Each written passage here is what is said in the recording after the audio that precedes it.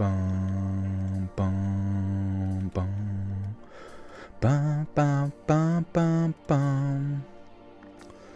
Guten Tag, meine Klasse. Auf Wiedersehen. No. I mean, what is happening today? How's Jim doing? It's good, bro. We're in a good spot. Ride it out. Sound like you're feeling better. Oh, I'm so good, yeah. I still have a little bit of phlegm in my lungs, but honestly, it's pretty minimal. Hey, there's Drew C. What's up, Drew? I swear to God, I got the notification, and though it said, let's read Alaskan bullworm. It does, yeah, that's definitely in tonight's stories. It's all bullworm stories. Bullworm shit. Pradeep's little tooth is so cute, dude. He's truly... I had a terrible dream the other night where, like, somebody let him out of my house. And I was like, the door's open. And I was like, oh, crap. And I saw him out there. I ran towards him to grab him. And he took off, like, bounding like a white-tailed deer, you know, towards, like, traffic. And I'm like, no! Thankfully, he made it across the road in the dream. But you can tell that's, like, one of my biggest fears is him getting out and getting smushed. Your part of Maine is full of influenza B. What about C through Z? Joel, do you think I could gain 5 pounds of muscle in 8 months? Oh, 100%, bro. Easy peasy. Just get meet your protein goals and, you know, do bodybuilding ranges and stuff and eat in the calorie surplus. You'll be good, bro. He's probably out to go fight the war, yeah. He's like, I'm on my way to destroy Israel. Been falling asleep to you guys for a few months now. Thank you. You're welcome, Dove dear. Good to see ya. Yeah, sorry I'm late. I was hanging out, having dinner, all that good stuff. So we won't dilly-dally here tonight. We'll just...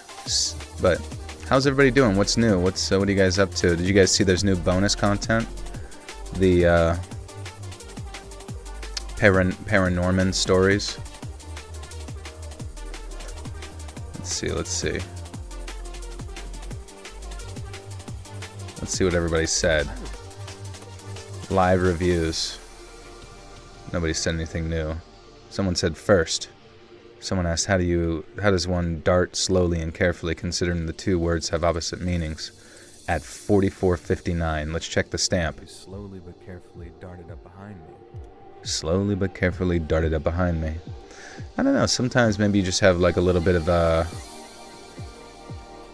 sneaky dart behind the church. Anyways, I'm going to link the new bonus content in case you missed it. We're going to pin it. We're going to do a bit of a pinning ceremony. You guys won the Medal of Honor for bonus content. Love the latest Saturn Soul episode. Thank you. Yeah, there's a new Saturn Soul episode up as well, which is my true crime channel.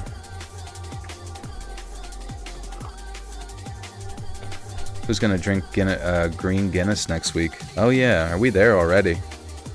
I guess it is spring break time frame.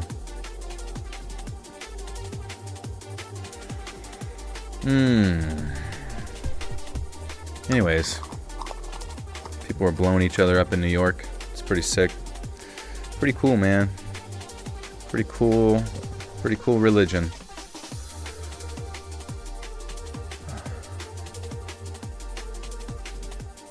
But other than that, what I've been doing, played a little bit of game. Everybody plays Slay the Spire 2. I really more or less like log on, play like one run of that, unlock a new character or something, and then just kind of like and then I log off. Because I'll be honest, Slay the Spire is pretty fun if you like that kind of, but I mean, like, I don't know what it is, like Slay the Spire and Mugenics just feel like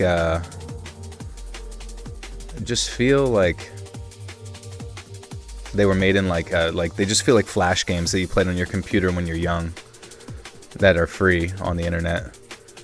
Nothing against them. You know, they've obviously worked hard to make it, but apparently the game starts to pop off once you get some broken builds. Sarah, thank you for the 2s. Made homemade pizza. It was deep dish delicious. That sounds amazing.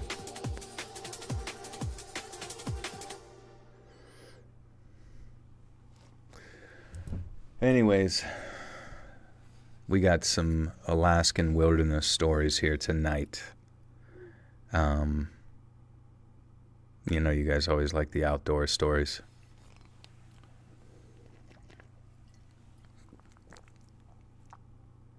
Lots of ideas for Saturn Soul Channel if you need any. Oh, like different stories to cover. Yeah, I'm always open to it, for sure. Also, that's music's done. Let's just get into it, shall we? Let's get spooky. Sam, welcome back for 9 months. Gestating in the Buttersock calls. It's time to birth my Let's Read Baby Now, I guess. Also, yeah, you know how it goes. Also, happy 1 year for me. I first discovered you. You were funny. Love you. Love you too, Sam. Thank you. Now I'm the least funny guy on the internet. That had all the funny sucked right out of me. All my funny juices. But yeah, we got 3 stories tonight. Pretty excited about them. We need a video to pop. We need one to go viral. Leprechaun stories? We'll look into it. We'll see who we can find. Apparently there's been a lot of reportings of Sasquatch lately in the Pennsylvania, Ohio area. Sasquatch is not shy in old Pennsylvania and Ohio. And I'm a believer. Some would call me a believer.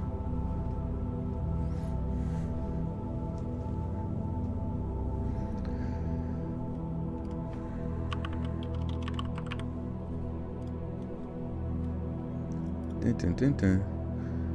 Got all 3 of my butter socks ready. 2 medium, 1 large. Because the left foot is slightly bigger.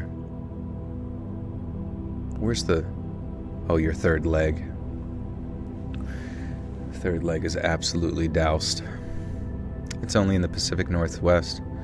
I don't think so, man. It sounds like there's a lot of sightings out here on the East Coast. Going out to Ohio. Maybe it's all baloney. But it's a bit interesting, I'll say the least.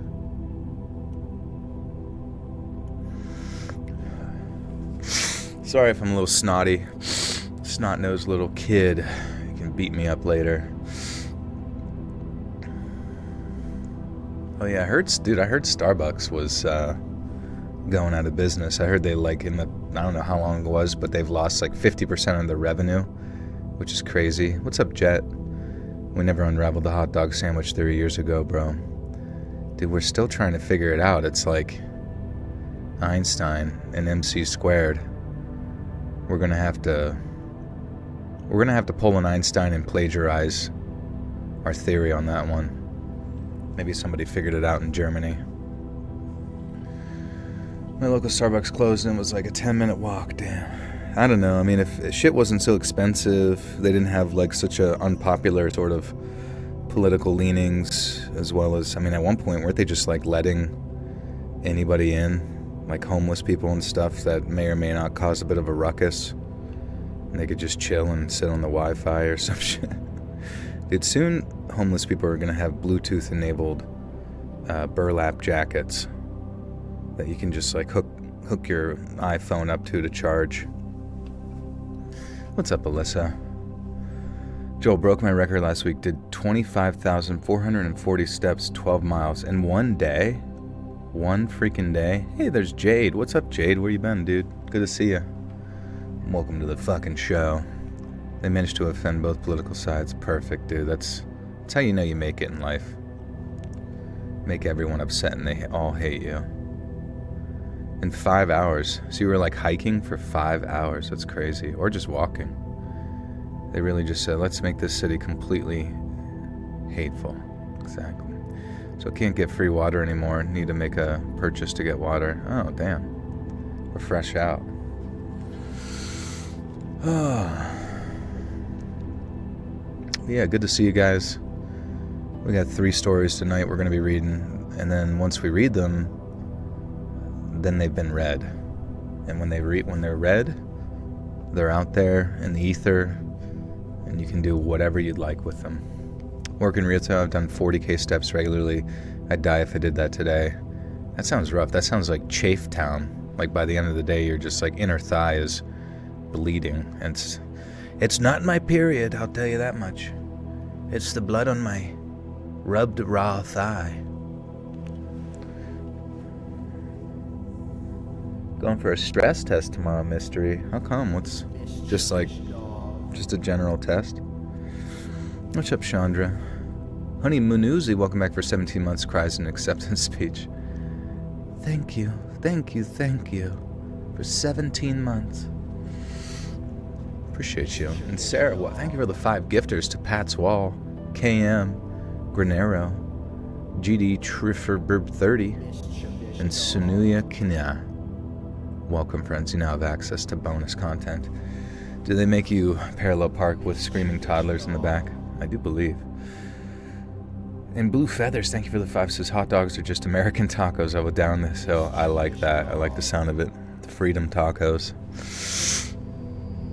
Because my heart seems to have a mind of its own. Huh. Oh, okay. Like an ongoing thing.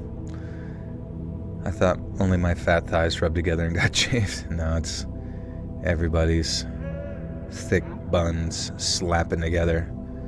Cover me in baby powder. I don't give a shit. My voice is kind of like Will Graham in Hannibal. Hello, Clarice. Fava beans. Just want to say I really love your show. Thanks so much for keeping me entertained at my Amazon job as a DSP driver. No worries, Andy. Good to see you. Thank you so much. Not that Hannibal. Oh, okay. Yeah, you would think like the person who played Hannibal in the new one would try to sound a little bit like him. What we think of as a hot dog is decidedly not German. Decidedly? Are you sure about that? We might have to check in with Einstein. Joel question, how did you come up with the name Saturn Soul? I don't know, it just sounded cool. You know, it feels like it was handed to me through a spiritual intervention. But now I kind of... maybe I regret it. Maybe it's a little too dark. Oh shit, what the fuck?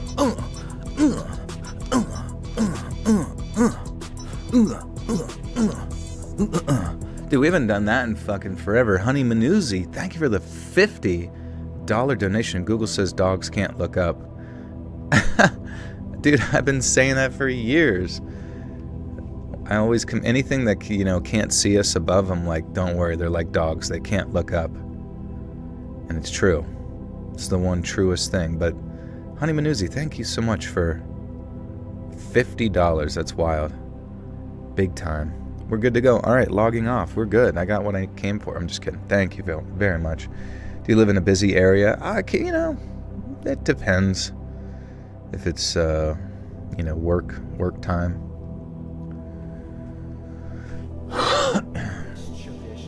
Good thing I work late. Autumn Love, welcome to the Buttersalt Cult. You now have access to bonus content.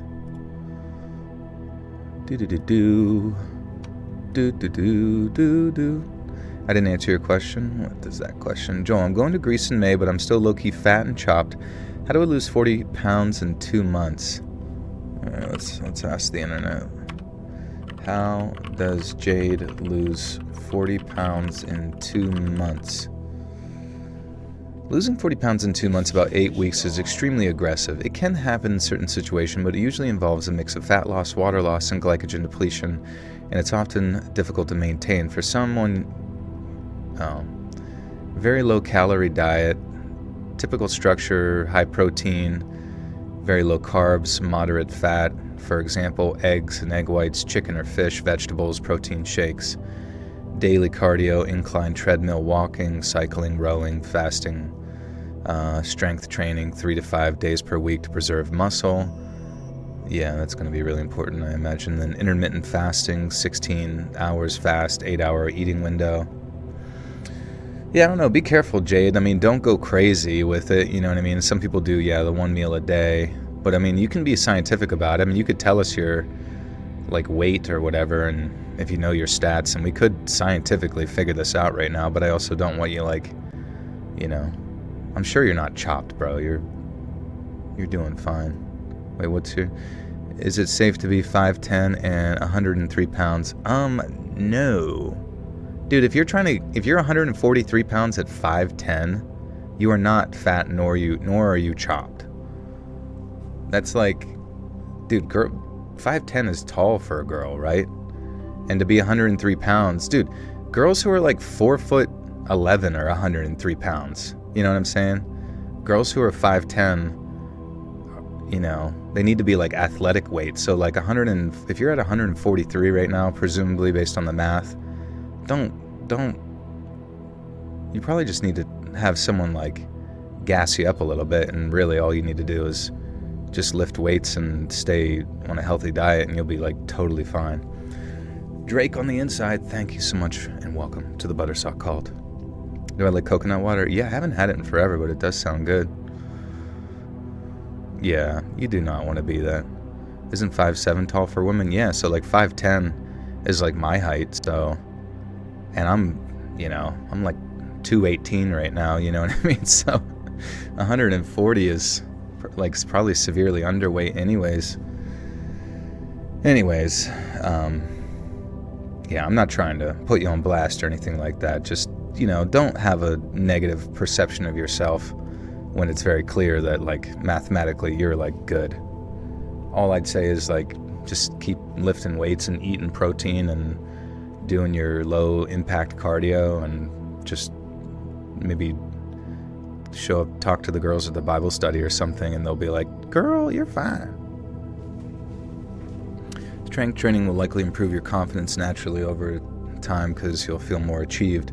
I'm trying to restart after months and it's hard as fuck, but do it for your body, not for looks, for sure. Okay, friends. Thanks for being here. Trying to look at a BMI chart, and I don't think us 5'10" women are meant to be under 130 to be considered healthy. Yeah, exactly. So like, yeah, because anything under that is just going to end up like Eugenia Cooney or whatever her name is, nothing against her or anything, but like that's obviously like anorexia shit. It's not great. Not great, folks. Christine Baker, welcome back for 18 months. My dachshund puppies can look up. Thank you for helping me with my anxiety. No worries, dude. Yeah, dachshund puppies are so cute. Holy shit. It's more of a challenge to myself. I'm going to out skinny everyone. Yeah, but it's not about being skinny, dude. You don't want to be skinny. You want to be like in shape. You know what I mean? Like you want to build muscle. You want to appropriately, like what you need to learn right now, Jade, is probably like how to do fitness, if that makes sense. Like how to eat the amount of calories you need to maintain, how to train appropriately, and then how to do, gain muscle, do the cuts, right? Do a minimal though, right?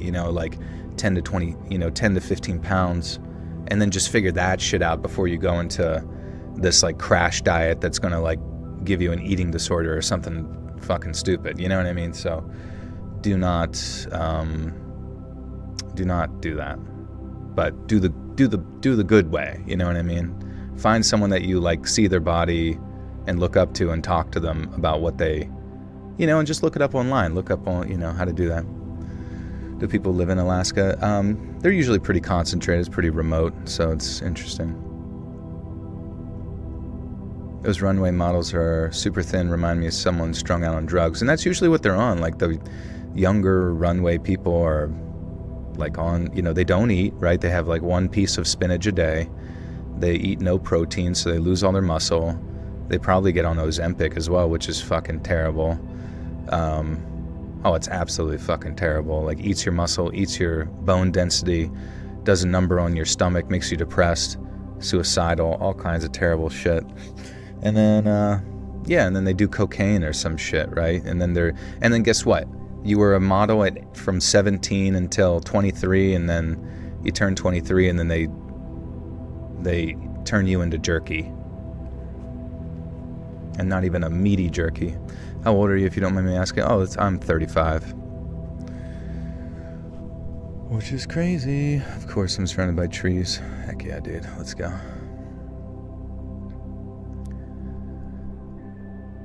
I grew up in a home out in the Midwest. Oh, a group home, sorry. I grew up in a group home in the Midwest. My foster parents tried, but I hit the road once I turned 18. Now, I worked my way across the country, moving from place to place once I had enough cash in my pocket from working odd jobs. But of all the weird jobs I worked, from fish processor to theme park security, the strangest one of all was up in Alaska, where I worked as a projectionist at a small-town movie theater. Now, I first landed in Anchorage in 1998 and then ended up trekking across the interior to see all Alaska had to offer. I ended up in Fort Yukon for a while, and then after heading about 45 miles northwest, I came to a little town called Venati. Why would you go up to Alaska to work at a mom-and-pop movie theater? I don't even know, bro. Some people maybe just trying to get away from their old life or something.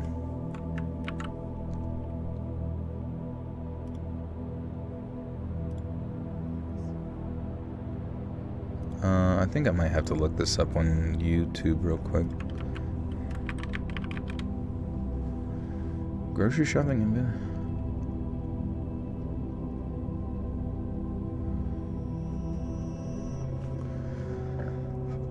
Sorry, I'm watching a YouTube video. Well, snow. Are polar bears in Alaska? Do they reach there? Joel, you're gonna be 36. You know what that means, don't you? You can fill me in.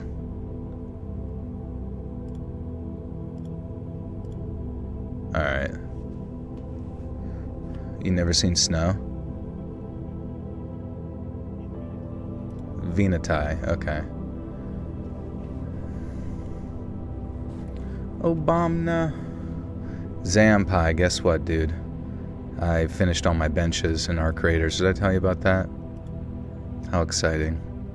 Your birthday's coming up. It's a Sunday. Nice. I might be streaming. Alaska has grizzly bears, not polar bears. Oh, that's right. That's right. My husband had to take Ozempic because his sugar was 420 and his muscles and his arms are gone. I'm an arm girl, sexy bicepping him in the puddle, but now my poor husband is looking gaunt and thin. Yeah, it's sad because whenever you look at the stats and stuff, especially with that particular medication, it just digs into all the tissues and doesn't preserve the muscle at all. Second expedition, no, Zam, I'm not gonna do. It took me way too long to get all my shit, so I'm not dealing with all that crap. I finished my benches during my second expedition last night. Oh, okay, so that's hilarious. Yeah, some people were saying they finished them in a really short period of time, which is hilarious. Venati, Alaska. Okay, sorry.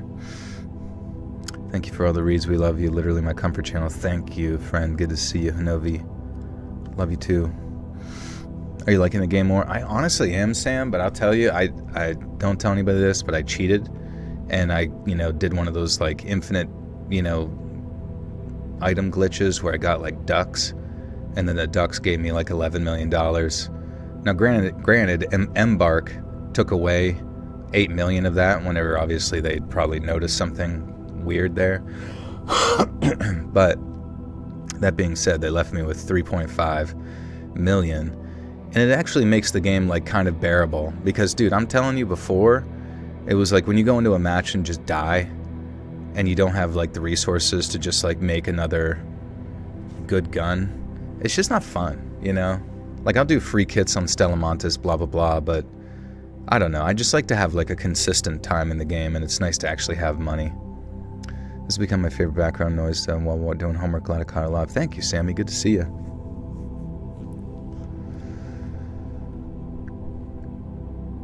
I ended up in Fort Yukon for a while, then after heading out about 45 miles northwest, I came to a little town called Venati. It's deep in Indian country, and the tribal government out there was fiercely independent and proud of it. And when you see where they live, you understand why they're so protective over it. I'm like fucking Irish, mate. I saw more top-tier hunting and fishing spots out there than any other place in America, all surrounding a town of about 180 people, give or take. Now, there are no roads going in or out of town, so you either get there by plane or by trail, or not at all. And then, since the grocery stores run out of stuff pretty quick, a lot of folks live hand-to-mouth either by rifle or rod. And there's a lot of wood stoves to save money in the winters, and lords know they need them out there. Lords know. Skyrim. Smegaly, welcome to the Buttersalt Cult. You now have access to bonus content.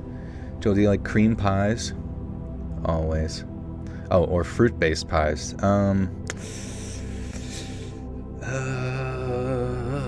What's a cream pie? Like, what's like an example of a cream pie? We got... I don't know, I feel like I'm leaning towards the fruit ones. Hey, Katie. What's poppin'? A whoopie pie? I guess, yeah, maybe. Those are good. Praise be unto the Amish.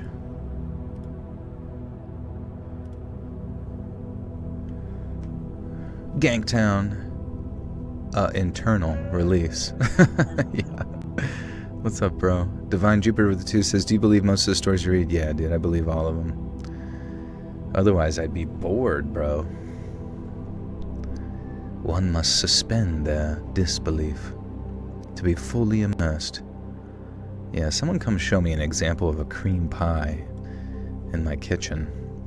Alright. There's a lot of wood stoves to save money in the winters, and Lord knows they need them out there. But while we weren't so far north that we got those endless nights and days at either end of the year... Oh my god. But while we weren't so far north that we got those endless days and nights at either end of the year, we got some killer northern light shows, especially in the deep winter. Venetai Village is maybe 90%... Alright, I need to fucking change something on this formatting. Because my brain is like fried. I don't know why. Hiya. Hiya.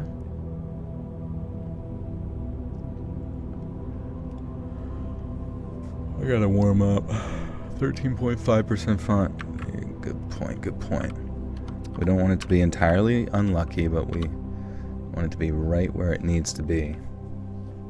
Dude, I heard this terrible thing about my friend's younger sister today.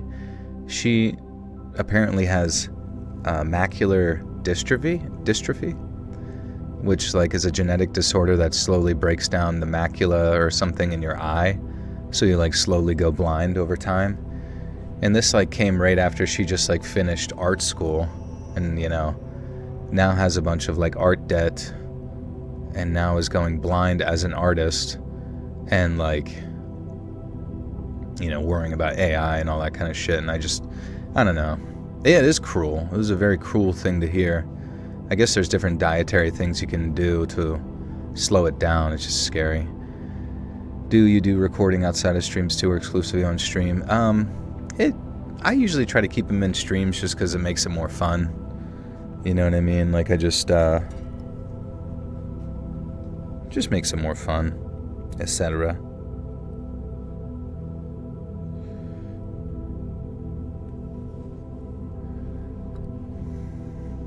She should become a content creator. People would eat that up. I guess so. The first video she makes, hey everybody, I'm going fucking blind. Do you paste the story in your notes or type out the documents so it's easier? I have people like get them and then edit them and then put them into a compiled document system here that I can just like make edits as I need to. Random question, based on your experience in the medical space, how much confidence do you have in others that work in the medical space?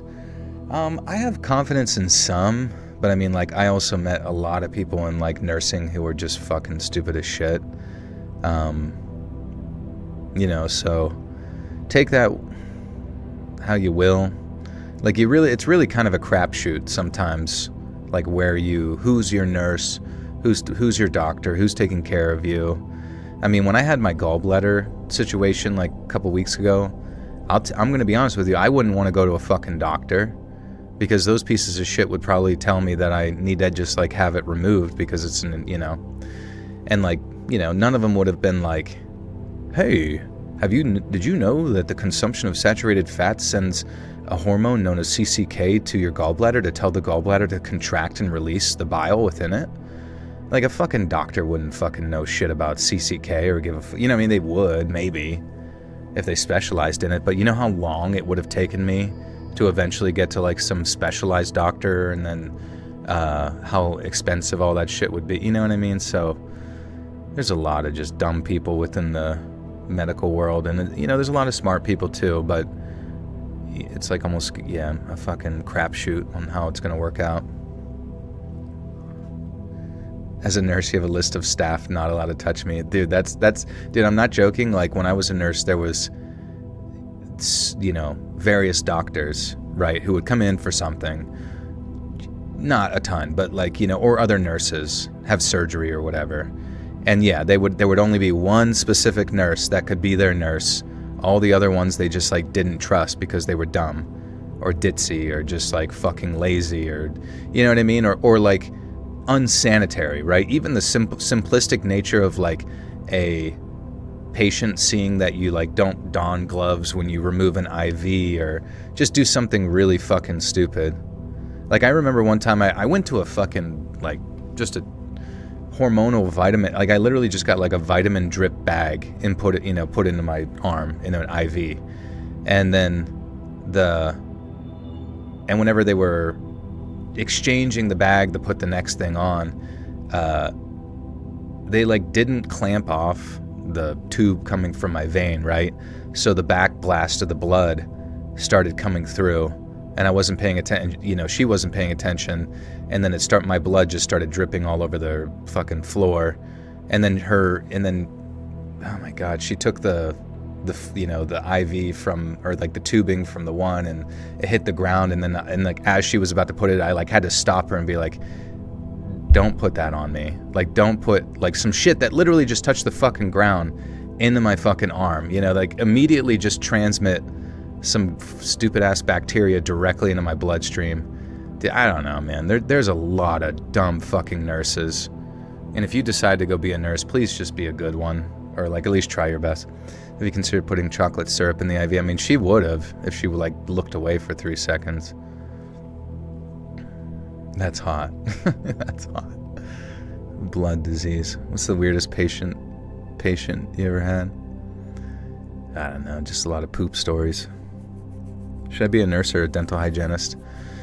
Nurse pays more, but dental hygienist is like a more consistent, happier job, because you just get to like bullshit with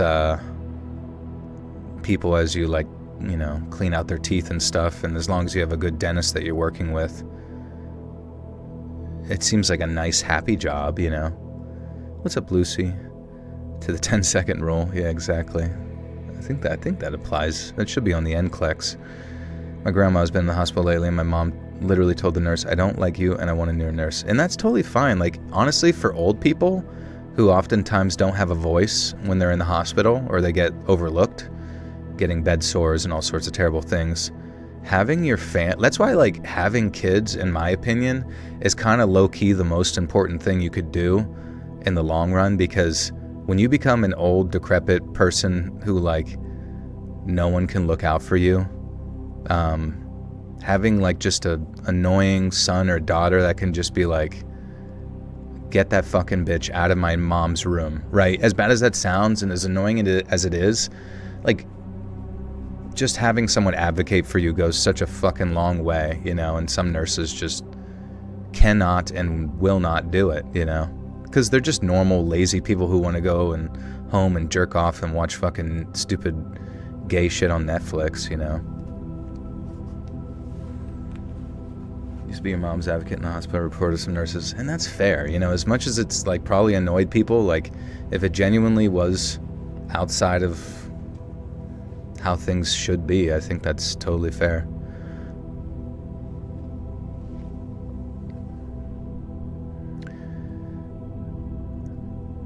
Venetai Village is maybe 90%. Oh my god, my brain is broken, bro. Venetai village is maybe 95% native, but there's about half a dozen outsiders, mostly from the lower 48, who, like me, ended up landing there one way or another. I remember bumming around for a while, just getting to know the place and its tribal culture. And then one day, I got word that the projectionist at the old movie theater was throwing in the towel, and someone was needed to take his place. Now, I didn't know squat about working a projector, but since the pay was decent and no one else was stepping up to the plate on account of how boring it was supposed to be, I figured, why the hell not? Now, I'd really taken a liking to Venetai, so I was glad to be sticking around, but I quickly figured out why no one had jumped at the chance to do that job. First off, the movie theater was just a huge, semi-soundproof shed with a projectionist platform at the back and a bunch of old church pews and folding chairs to make up the rows of seating. There was no actual heating in there, so aside from an old space heater which just about... Dude, what the fuck is wrong with my brain?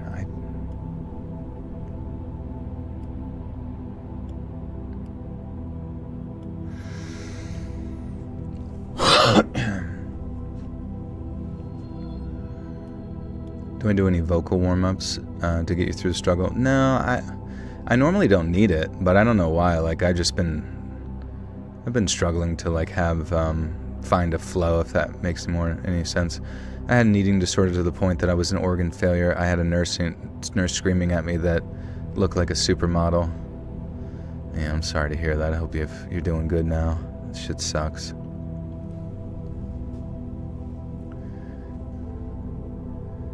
There was no actual heating in there, so aside from an old space heater which just about stopped the whole theater from freezing over, you had to wrap up warm and maybe bring a little vodka if you wanted to get through the night. And then secondly, the library of reels they had was nothing short of abominable. There were a lot of old reels from the 50s and 60s, and not the good ones either. There was one titled The Robot versus the Aztec Mummy, about a mad scientist who had to construct a combat droid to fight off an evil Aztec mummy he accidentally awakened. And then a movie called Earth versus the Spider, which is pretty much what you imagine it to be. The movies were terrible, but no one really cared, and every Saturday night you'd get at least a dozen younger men with beers just hanging out and making fun of whatever crap movie I decided to show. They'd seen all of them 100 times too, so much that they were yelling out lines along with the actors and mimicking the action whenever the robot and mummy were fighting, or when the cops were trying to kill the spider with a whole bunch of DDT. It was one of those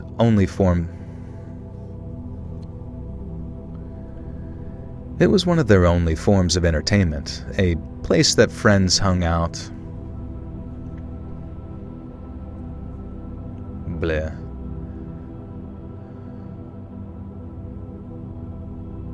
Got a new stove because our first stove wasn't working and this one is nifty. That's cool. Joel, I did write the alien guy story, but I was going to reread and make sure I get typos. I gotta get back to work now. Cheers, everyone. No worries, Pete. Good to see you.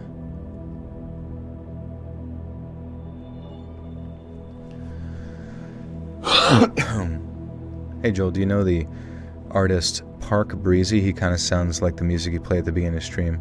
I don't know about Park Breezy. So is it like liquid drum and bass or something like that? Or just like drum and bass? It was one of their only forms of entertainment. A place friends hung out, a place parents couldn't drop their kids off for a couple of hours. Dude, I don't know. I feel like I'm fucked tonight. I'm not really sure. My brain is just not braining.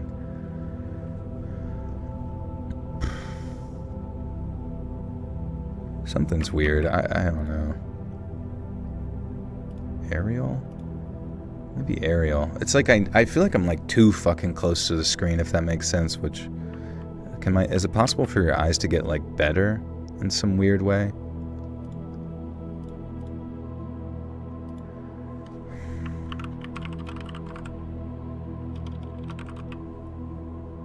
I am inside the screen.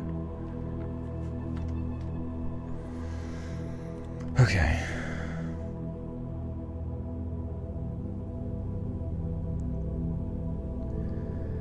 It was one of their only forms of entertainment, a place friends hung out, a place parents could drop their kids off for a couple of hours whenever the family-friendly stuff was playing on a Sunday. And that means a lot to some of them, and I felt they deserved better. I started a small grassroots campaign, raised a little money for the theater, and then started calling around places in Anchorage and Fairbanks, seeing if anyone had any old movie reels they wanted to part with. Sometimes I'd get a whole bunch of stuff, mostly more of the same bad movies from decades ago, but at least they were new. In one box I got Attack of the Eye Creatures and The Day the Earth Froze, and all the Saturday night moviegoers were thrilled to be able to make fun of a brand new, terrible movie.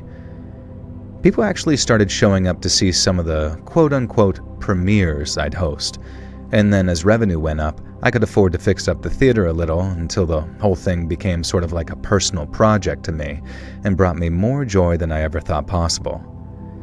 At least until one night, after closing, when I was going through a box of reels that I got from Fairbanks I hadn't inventoried yet, and I came across an unlabeled can that looked a little different than the rest. It's past midnight, and I was getting pretty tired, but I guess curiosity got the better of me. And so I opened the can, hooked the reel up to the projector, and then hit the motor after shutting off the lights. I'm expecting a title sequence of some kind, even just a vanity plate to let me know who made the movie, but there's nothing like that at all. The film just sort of flashed into life, no sound at all, showing maybe 4 or 5 flaming torches surrounding a big old tree.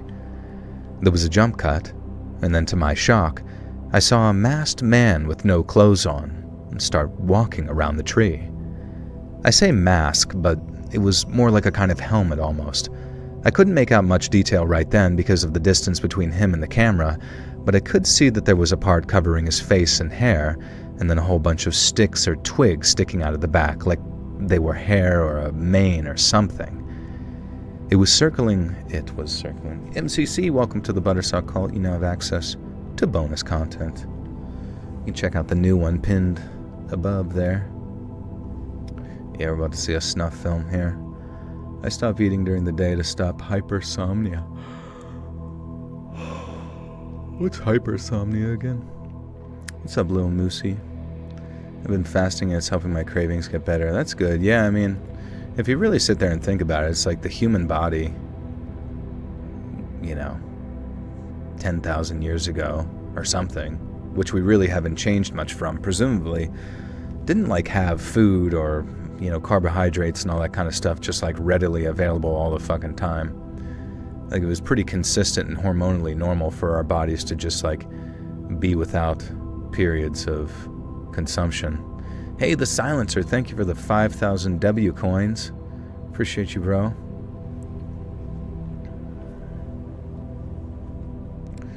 Look marvelously, keep up the good work. Thank you, Gerard, appreciate you. Do you know people from South Carolina eat squirrels? How could people eat them? I think a lot of people, I don't think it's people eat squirrels. I think it's people hunt small game, right? So people hunt small game, shoot them, and then they eat the legs because the legs are very meaty. And it's kind of in the same realm of eating rabbit, right? You eat rabbit stew or whatever the fuck. I've never eaten squirrel, but I know people do it. Have a good stream, Joel. Good night, everyone. Gotta go to work. Thanks for helping me get paid to listen to them on Spotify. Love a story. Right. Thank you, Andy. Good to see you.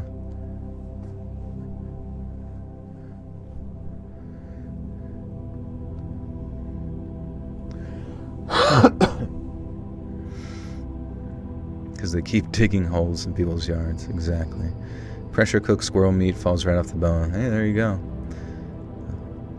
First time joining live. Nice, yeah, we're just recording stories for tomorrow's video and chit-chat and talk about any random thing. The goal is to try to get me to be distracted with any topic. I went to Lush today and bought a shampoo bar, which I'm excited to try. A shampoo bar, interesting. So you just kind of lather it up like soap, hand soap, but it's shampoo. What's up, Beth? He was circling the tree, naked from the neck down, and from the way he was moving his arm, it looked like he was dousing the bark of the tree in some kind of fluid. I might be wrong, and he was just kind of waving whatever was in his hand in its direction, but either way it looked almost ceremonial. I figured that I must have been watching somebody's home movie and that whoever had filmed it was into some pretty freaky stuff. It turns out that wasn't even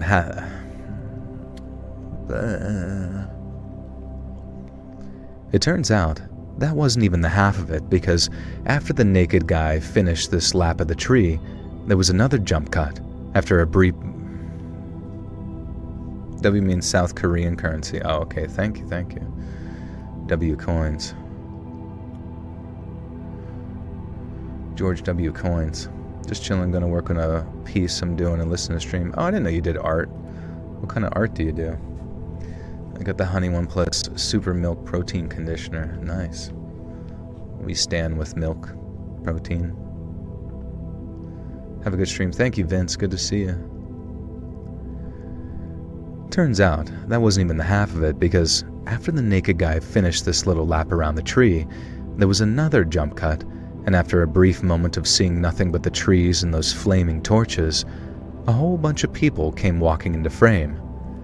The one I'd seen previously was in the lead, and as he walked towards the tree again from off camera, 3 similarly undressed men guided another into the frame.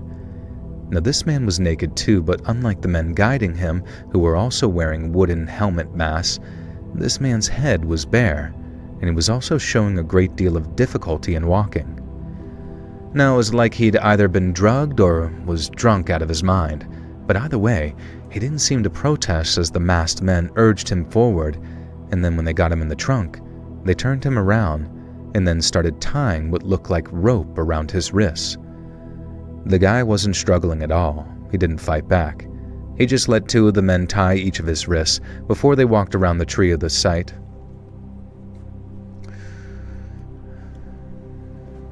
I'm not going to be able to sleep tonight. Took a nap and woke up at 8. I have school tomorrow. Probably just going to pull an all-nighter.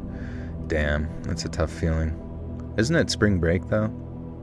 What in tarnation? What's up, CD? Hey all, I'm 25 years old and at the crossroads of what to do in my life. Do I go back to school and be 1, art therapist, or 2, dental hygienist, or 1, equal more fulfilling, or 2, financial security? I would say probably financial security is the best because, like, you know, I was pressured basically into going to, like, nursing school. And I'll be honest with you, like, nursing school, like, at least enabled me to, like, make money so that I could afford to do the hobby of doing YouTube on the side, right? Because, like, I don't think you understand, like, sadly, there's not a lot of things in life that'll satisfy you more than just being financially secure. Because there is no much greater stress than, like, not have, like, the stress that you get from having no money is going to greatly outweigh the stress or, like, the good feeling you get at work or whatever. And the weird thing is like, I don't really think art therapy is, like, I don't think you're going to find a lot of those jobs just, like, super available. So yeah, no worry. I mean, I feel what you mean, man. But I would say just try and figure out how you can make some money at this point. Like, the next 10 years from 25 to 35 should be exactly that. And, like, and the cool thing is, like, once you have money, I don't even know how much a, you know, dental hygienist makes. But, like, once you have money and can be independent, then you can start saving and just, like, doing art shit or whatever you want to do.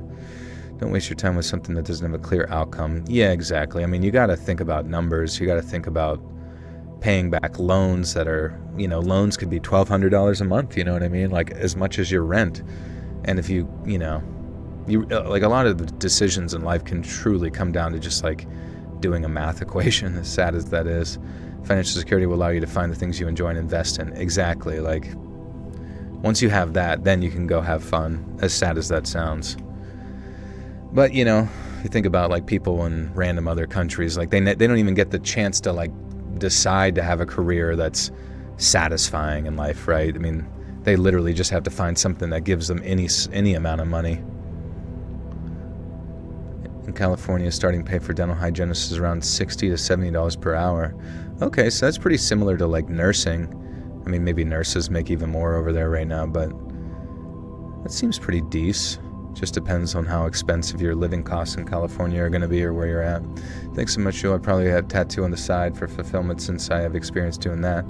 Yeah, dude, I mean, who knows? That could be your job if you get into that. I hear tattoo artists, if you do a good job and get really good at it, you can make bank. People travel from all over for you to put like an elephant on their foot. The cost of living is 8 times that. Oh, that's crazy. Going for firefighting, hope I actually like it. I mean, you're putting your life on the line with firefighting, inhaling a lot of chemicals and random other smoke and shit. I don't know. I always thought like firefighters were like a volunteer thing. Joe, I have a question. Do I have your consent to put your astronaut as a tattoo? Yeah. Send a picture if you do. That'd be crazy. Just make sure you get a good artist to do it so they can because I'm telling you, that 70s sci-fi art style, it is hard to replicate. I think nurses make a little more, but in school the prerequisites are the same, so it's just a matter of personal preference going forward. Yeah, that makes sense. I remember there were a lot of dental hygienists at the school that I went to for nursing, like all taking similar classes. We would all fight each other in the streets, Crips and Blood style. In Pennsylvania they are actually, or at least when I lived there. Also, a lot of factors go into pay to living ratio. Here in rural Georgia, you can still live off $30 an hour, but cities are a different thing. Yeah, for sure. My cousin volunteered as a firefighter at one point before she transitioned. She's tough as hell.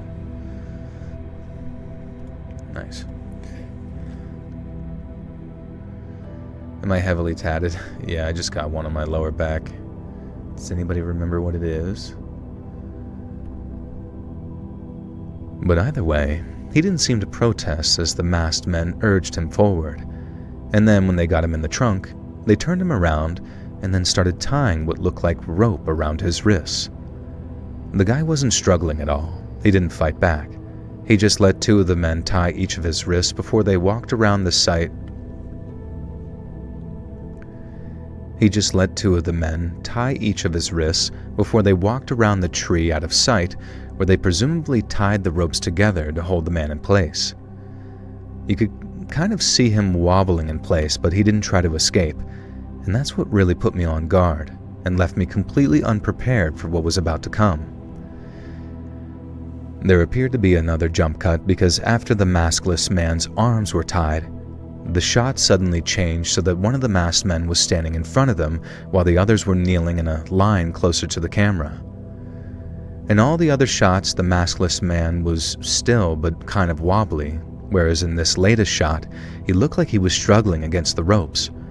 I couldn't see him very well thanks to the guy standing in front of him, but I could see enough to know that he was sort of pulling and tugging on the ropes, trying to get himself free, but he couldn't. The next thing, the man in front starts hitting him. At least it looked like he was hitting him. He did that over and over while the tied man struggled. Sup, Joel? Sup, twin? What's going on, bro? Abandon all hope, ye who enter. Hell yeah, bro. Thank you for remembering. You love my vibe and voice. Thank you. We got a good vibe here.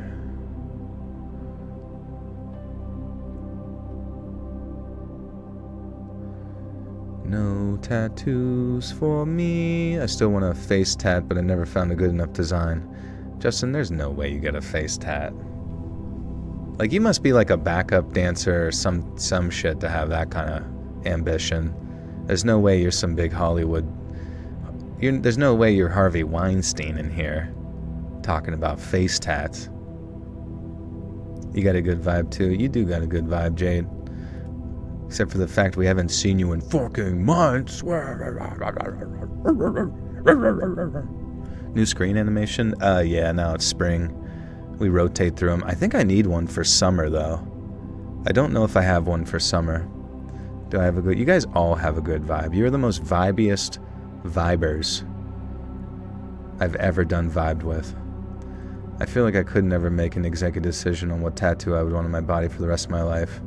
Well, especially, like, since you as a person are going to change in, like, 10 years, and then change again, and then change again. You know, if you got, like... If you survived, like, the Holocaust or something, a tattoo would make sense. You're like, yeah, this is from the Holocaust.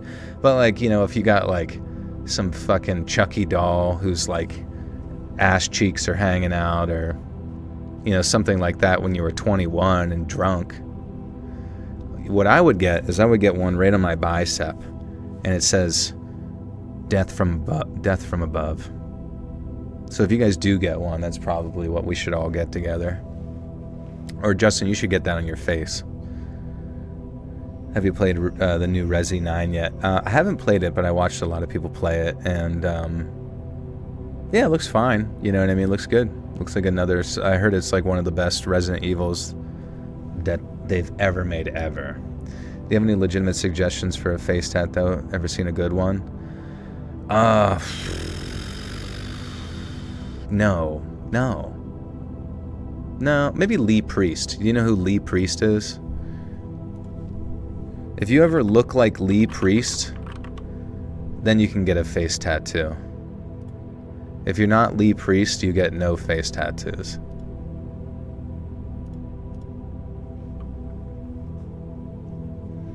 Doesn't get more resonant nor evil than Resi 9. Yeah, that's perfect. Was just playing Bloodborne. Why do I hate myself so much to play these damn games? I don't know. I respect the people that play the Soulsborns. Obviously, there's something there you like. If you survive the Holocaust, then you already have a tattoo. Oh. I forget how it works.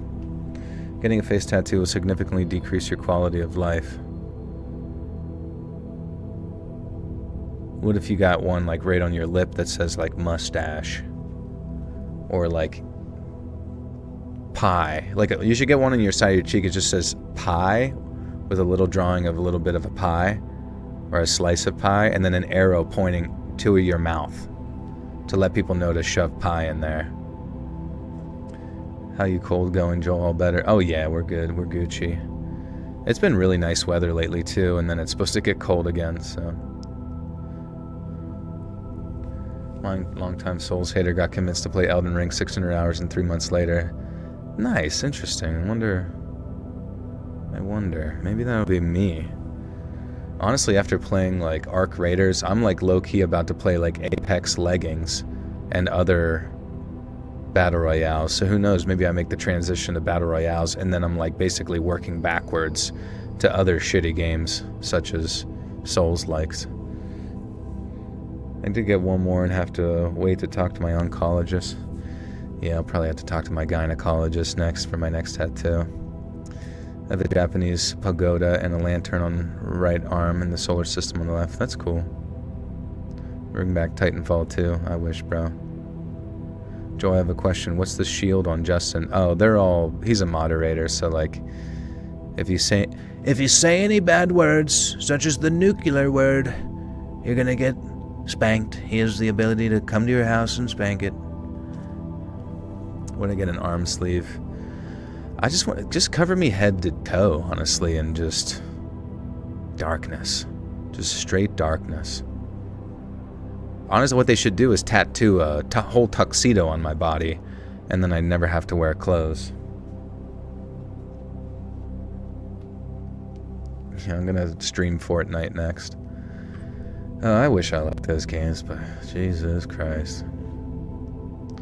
You got an elephant tattoo in honor of your mom? Oh, that's cool. He did that over and over while the Tide Man struggled until suddenly, the struggling stopped completely. I thought he might have knocked the guy out or something because you could see him go kind of limp against the tree with only the ropes holding him up. But then, the man in front stepped out of the way and what I saw shocked me so much, I almost fell out.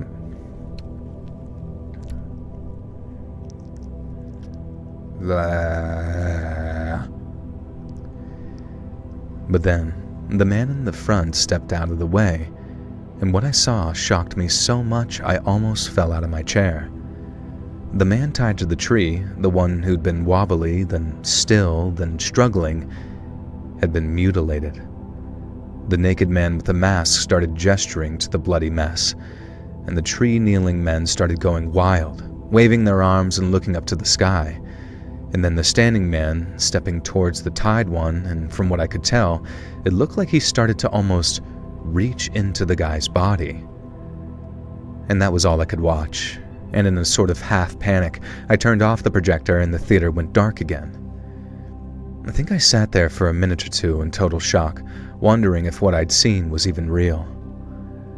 As something of a movie buff, I knew all too well that a clever director could fake something like that, and with those jump cuts being so obvious, I kept telling myself it was all clever editing and special effects. But what I couldn't make sense of was just how convincing the victim had been. How they must have been a damned fine actor.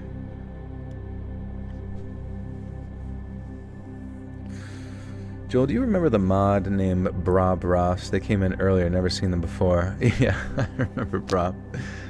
He's a good man. How was Ramadan? Ramadan's good.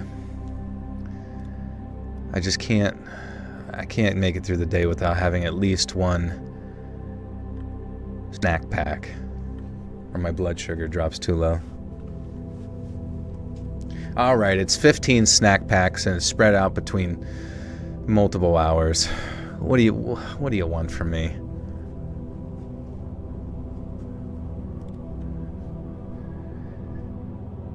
How they must have been a damn fine actor to pull off that kind of performance.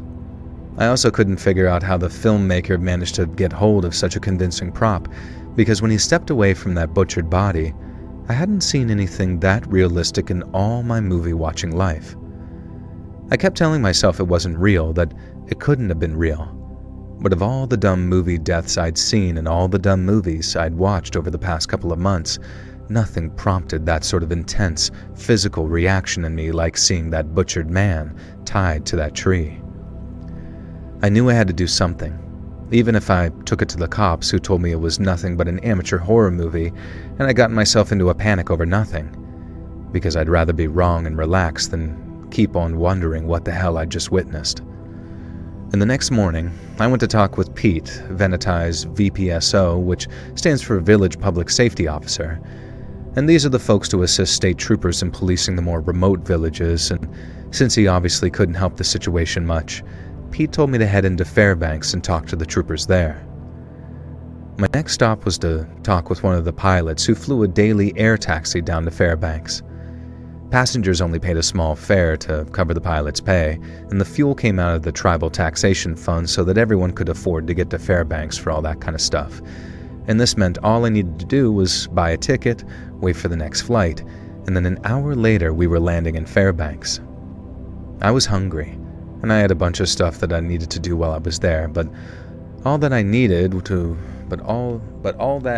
to wait. Okay.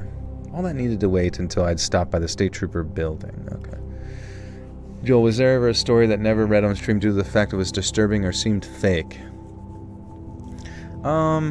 No, I guess I sometimes don't read the ones that maybe they just kind of give you an instinct and maybe it breaks TOS or something, like terms of services on YouTube or whatever. Of which I feel like could be maybe ones that seem excessively racist or something, or ones that are sexually explicit about rape or something like that, you know what I mean? So basically stories that are rapist. A raping racist. Barbara Adams, welcome to the Buttersaw Cult. You now have access to bonus content. Look at Kelly Osbourne. She's beautiful.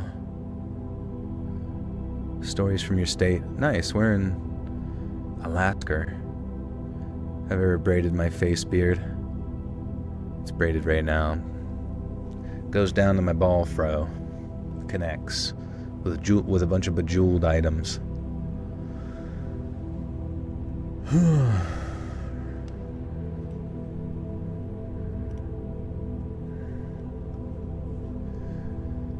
I was hungry, and I had a bunch of stuff I needed to do while I was there, but all that needed to wait until I'd stopped by the state trooper building. The guy I talked to said anything that happened up in Indian country was covered by the Rural Services Unit, and if I didn't mind waiting, he could get one of their 2 RSU troopers back to headquarters so I could talk with him. And that was how I met a trooper named Sheldon Yazzie. Yazzie was a great big bear of a man with tan skin, dark eyes, and one heck of a hairline too. He wore a black mustache and goatee, and he wore them well too, but he also had this smile that lit up the room and made me instantly feel at ease, even with that movie reel sitting in my backpack. Now I asked him if young Sheldon Yazzie. Kelly Osbourne looks like she's been hijacked by the same demon as Ariana Grande, the Ozempic demon. It's fucked, man. I mean, like, really, objectively speaking, like, Ozempic... Dude, I wouldn't... You know what I just realized? I would not be surprised to find out whenever, like, the lawsuits happen against Ozempic, the class action lawsuits that you know are coming in, like, 10 years. 100%. Unavoidable. Get your money now while you can. But I would not be surprised to find out in their, like, discovery phase... to find out that there was some, like, mishandled piece of information that demonstrated, too, that, like, Ozempic was in some weird way similar to opiates as far as, like, being addictive. I'm not saying that's true or not, but wouldn't it be not surprising to find out that pharmaceutical companies are like, you know what we should do to this, like, get skinny quick drug that everybody thinks that they need to take, and it's really easy to convince boomers of literally anything? We should convince them, we should also make them addicted to it through the same, like, opiate receptors that exist through, like, kratom and heroin and all that kind of stuff. Have you or a loved one ever gotten so fucking skinny you look scary? Joel, can you smell what The Rock is cooking after taco night? Everything here is said is satire and shall not be used against me in court. It did have Ozempic.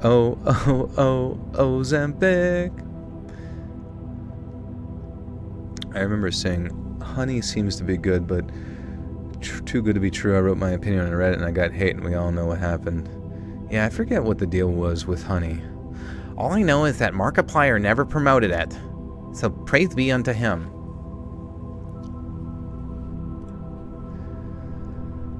I asked him if we could talk in private, so he walked me into the tiny rural services office that he had there. Then after taking a seat, I took that reel out and told him what was on it.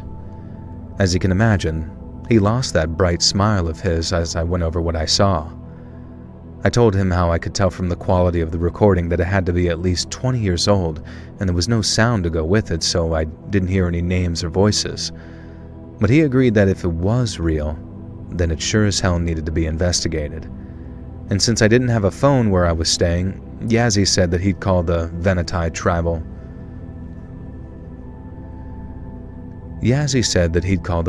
Tribal Council building if he had any updates for me. And then after shaking his hand, I went about my business in Fairbanks and then flew back up to Venati late in the afternoon. I checked back in with Pete, the village public safety officer that I mentioned before, telling him all about handing that reel over as evidence.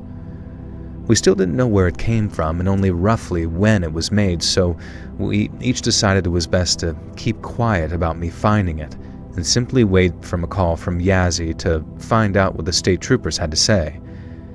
And then a few days later, one of the staff from the village council came over to the movie theater and said I had a call waiting from the cops over in Fairbanks. I know I must have turned a few heads running all the way across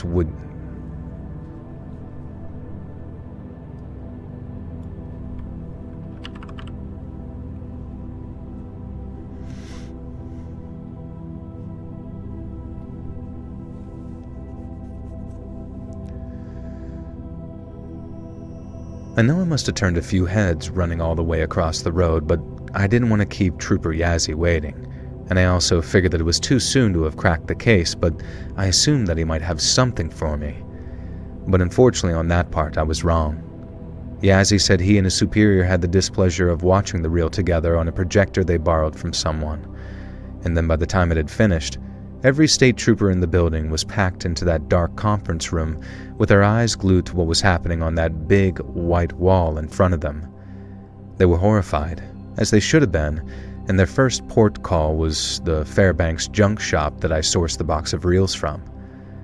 Unsurprisingly, the owner apparently had nothing to do with the crimes and couldn't even remember where in the heck the reel had come from.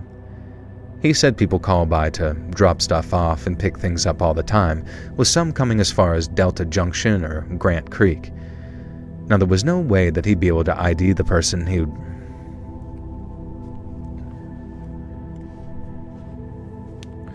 I remember I walked into an AutoZone one time and they played O'Reilly's commercial on the speakers, and the cashier just shrugged with a look and said, "I just work here." "I just work here." I remember Volkswagen is down 50% profits and going to fire 50K people by 2030. Damn, that's wild.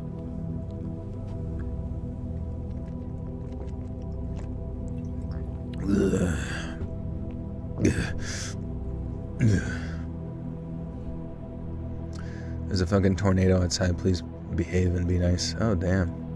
Yeah, we had a tornado warning around here, which was crazy. Hey, tea time.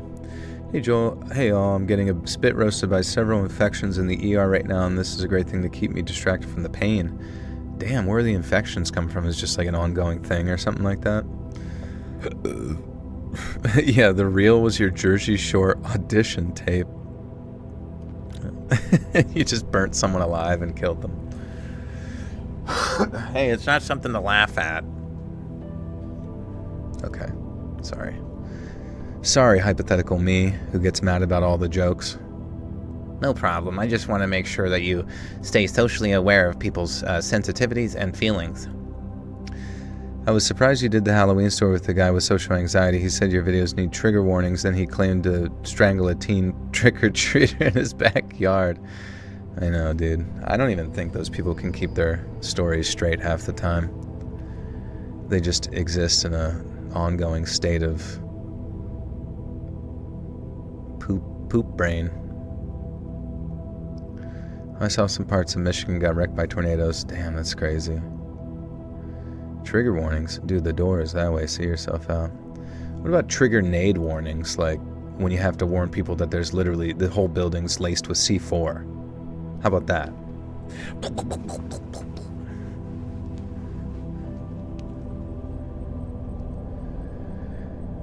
There was no way he'd be able to ID the person who brought it in. And since there were no security cameras around his store, there was no going through it to figure out who did. They did get a couple of clues, though.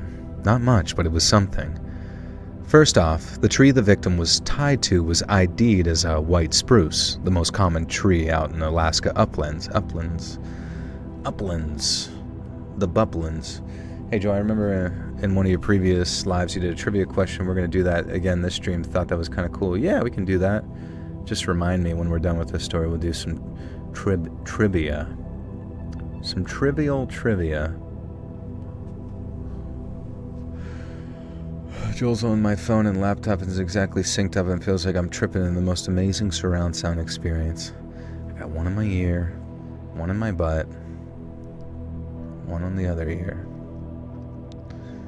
Galinda Upland of the Upper Uplands. I do believe so. Hey, Micah, thank you so much for joining the Buttersock cult. You now have access to bonus content. I've been listening since 2017. Thanks for getting me through crazy traffic so I don't fall asleep. Hey, no worries. Some people do use it to fall asleep, so be careful. Alright. First off, the tree the victim was tied to was ID'd as a spruce, the most common tree in... Oh my god, my brain is braining. Brain is getting some brain. First off, the tree the victim was tied to was ID'd as a white spruce, the most common kind of tree in Alaska's uplands. White spruce are also... I don't know what's going on. White spruce are also common around the Great Lakes in New England, but since the reel apparently came from Fairbanks, there was a really good chance that the reel had been filmed in Alaska. Now, the reel wasn't manufactured in Canada, but it was made back in the mid-70s, which not only lined up with the time I figured it was filmed, but also lined up with a couple of people going missing from Anchorage and the surrounding towns over the course of about 4 or 5 years. I remember feeling my stomach drop as I realized what Trooper Yazzie was saying. that some goddamned murder cult had been operating around Anchorage in the 70s, and that what we'd seen might have constituted just one of half a dozen separate murders. The only prints that they were able to print off of that can pull off, 6 or 7 years. My buddy's daughter earlier was telling me about how they were in the back of the bus, and how like this was I guess from last year or something when 6-7 was huge, but they looked at someone who was driving behind them, and then the person in the car like looked at them and did like the 6-7 like juggle little emote, like went like that, and then and like every kid on the bus just went nuts like, and I was just thinking that must have been the greatest feeling ever, to just do one maneuver and like kids just go insane. How do I become a writer? And please don't just say write stuff. Maybe read more? I don't know, read stuff, and then start with reading. And then once you read enough, eventually you'll find stories that you that you think you could write, and then write.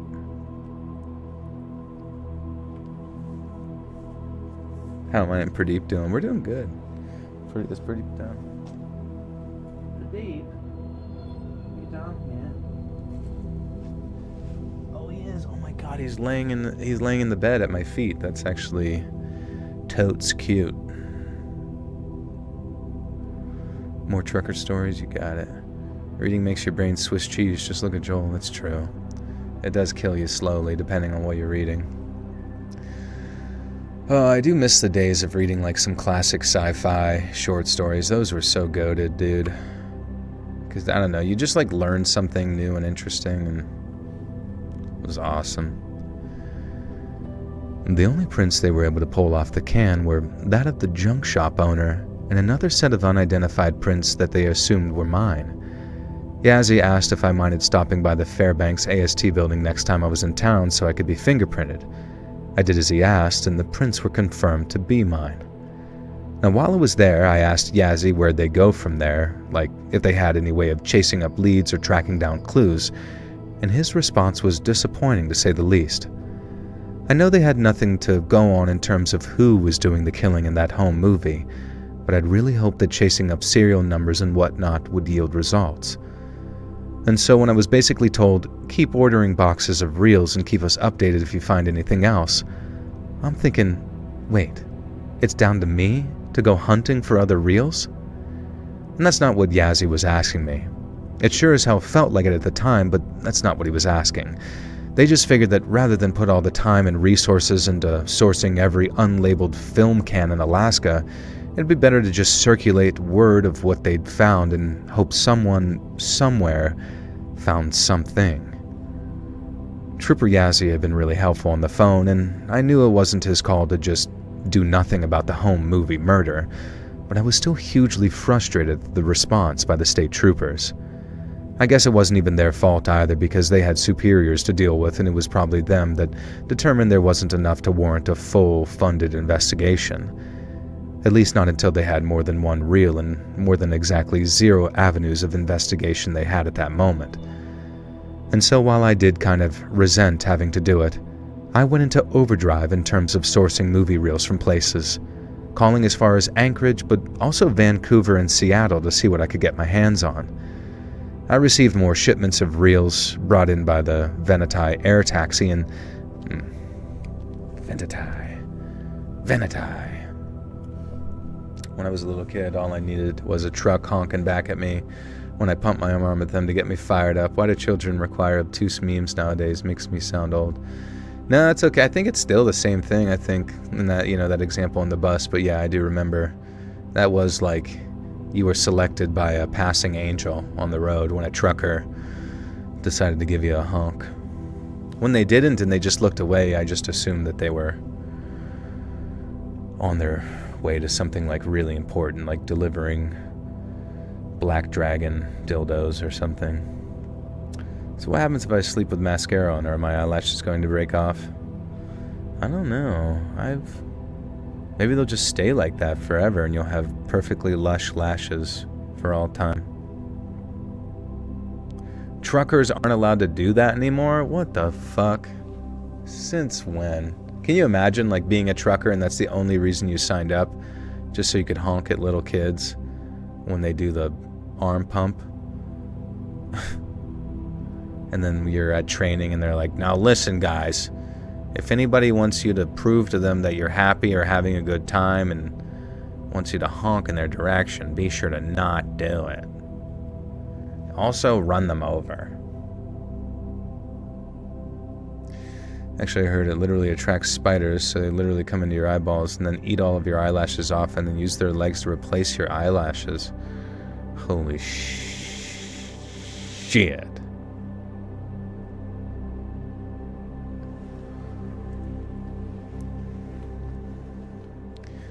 Because it made other people on the road nervous, thinking they were the one getting honked at. Whatever. Speaking of BD, my coworker stuck bad dragon stickers on things at work. He crashed out yesterday and called my boss the N-word and got fired. Wait, why'd he crash out though? Because he got yelled at for putting the stickers on or whatever? Do you think you would have liked working in a hospital more than a nursing home? I mean, I worked in a nursing home and then I worked at a hospital. So I was in a hospital for like a solid 6 years. I knew what it was like.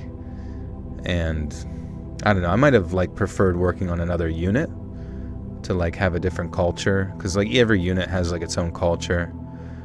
I remember even in school I thought it'd be amazing to work in like the, you know, baby unit, because like every nurse in obstetrics or whatever it is, like the baby unit I call it, like they were always so happy. They were always so fucking happy. And I'm like, oh. And then I heard what they do there, and it's like, it's basically like nothing is going on, or like it's super chaotic out of nowhere, you know. But obviously it would be real. It's just weird to me. I'm like, it's like you can have a dude gynecologist, right, looking around your vagina all day, but having like a dude nurse would like freak people out, which is fair, I guess. I don't give a shit anymore.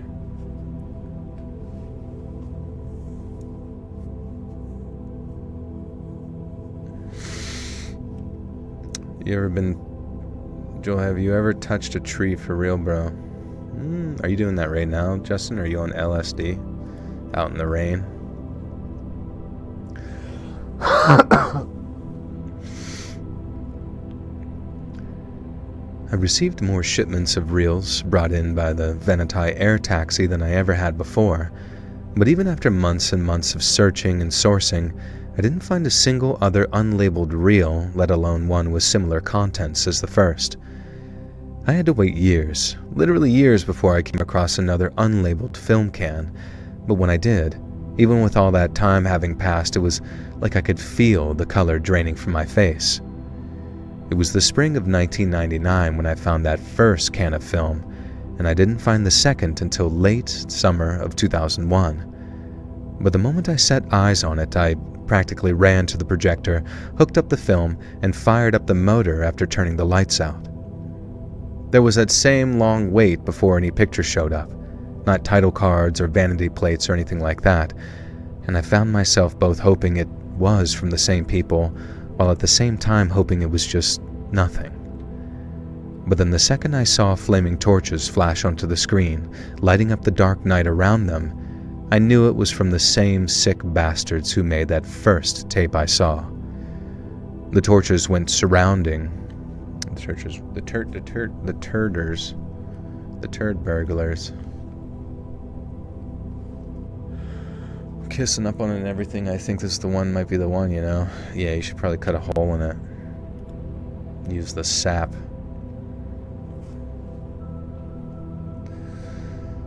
Okay, I guess the story just keeps going. Fucking shit.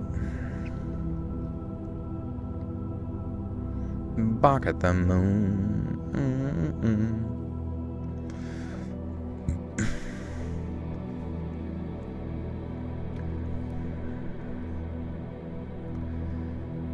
The torches weren't surrounding a tree this time. They were all lined up on either side of what looked to be a huge teepee made of hundreds of wooden sticks. There were 2 more torches by the entrance, and just guessing, that thing must have been maybe 15 feet tall and just as wide. It was no small construction, and then as I'm looking at it, wondering just how long it'd take to put something like that together, there's a jump cut, and another one of those naked guys appears wearing one of those wooden helmet things. He walks up to the opening of the huge stick-made... I feel isn't TP like T-E-P-E-E? The TP.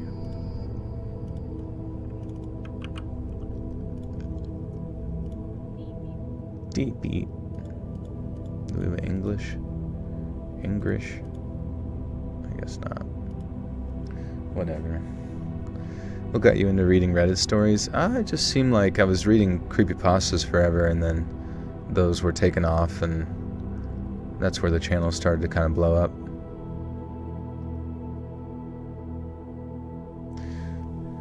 Free the TP. He walks up to the opening of the huge stick-made teepee thing, and then, after picking up one of the torches, he walks inside and starts lighting the inner walls on fire. I could see the orange glow pick up in the darkness as the flames took, turning the dark inside of the teepee this terrible orange. And I figured the guy'd walk out slowly, just as slowly as he walked in, but he didn't move. There was a jump cut and more of the teepee was on fire, the flames rising as the sticks caught, and the thing started to burn in earnest. And then at the same time, what I believe to be the same three figures as the first movie came walking to the shot, each wearing the same thing as the last time. I could see the guy who lit the teepee on fire, standing perfectly still inside of it, still holding his torch. There must have been quite a lot of smoke and heat in that thing too, but the guy didn't seem to move a muscle. And seconds later, the three approached figured each filled... The three approaching figures? The three approaching figures filled in... The three approaching figures... I don't know how that...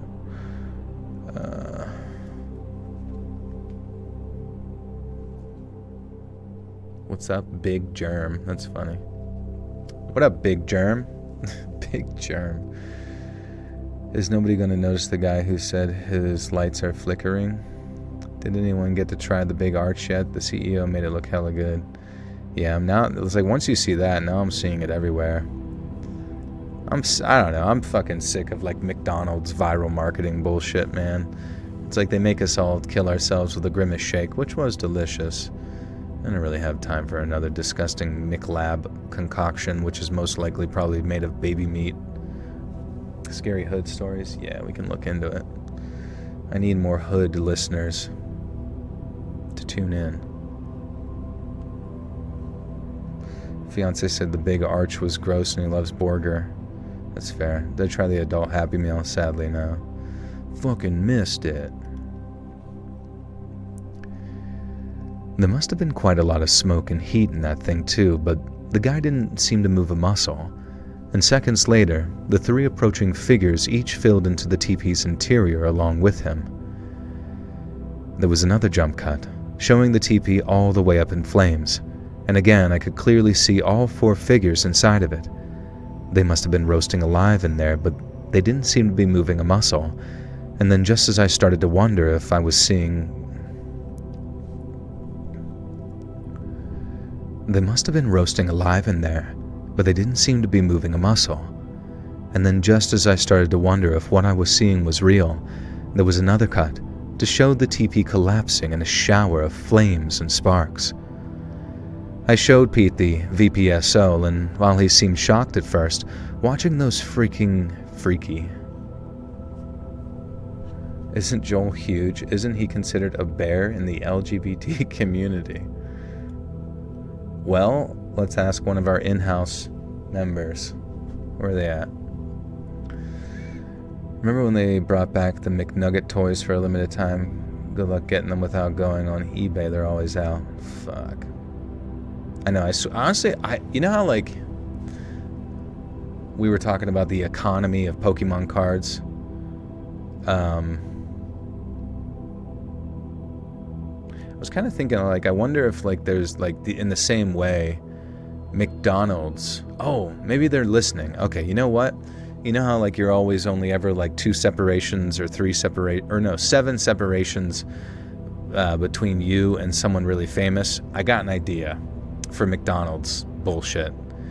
They need to figure out a way to market their toys to be as popular in their distribution and release as like Pokemon cards.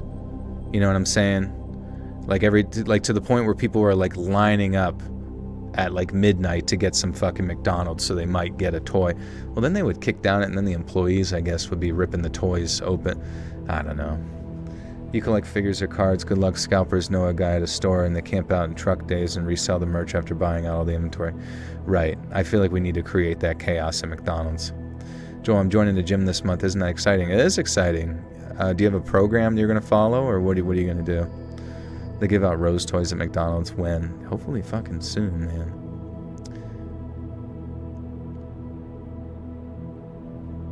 I got my babe a Rose toy for Valentine's Day. Bro, I pulled a black Charizard at the peak a couple of years ago, but the cashier bent it. What? The cashier bent it? Did you like show them and they're like, let me look at that, and they just like ripped it in half? Scary Space Stories. I actually have a Scary Space Stories video on my channel if you type it in, and I'm not joking. Like, I'm not joking when I say it. Like, it's my worst performance. It's like the only video that's never cracked 100K. It's like sitting at like 80K or maybe even 50K. Let me look at it. It's like the one video that did so abysmal nobody was interested in it. I've never really had that before. Space. Yeah, 4 true scary stories about outer space and astronauts. Still sitting at 97K 2 years ago. Kind of crazy. Kind of crazy.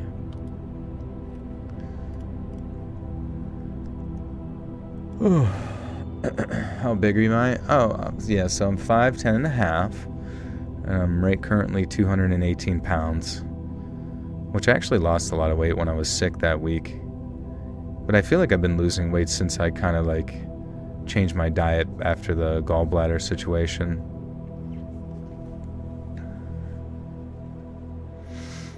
Does anyone remember staying out of the cold all night waiting for console release? They always release late fall for the Xmas season. Yeah, that was the best shit ever. I miss those days. Now it's like, dude, that's the sad thing. It's like games, you can just get them digitally, right? So you don't even have to like go wait.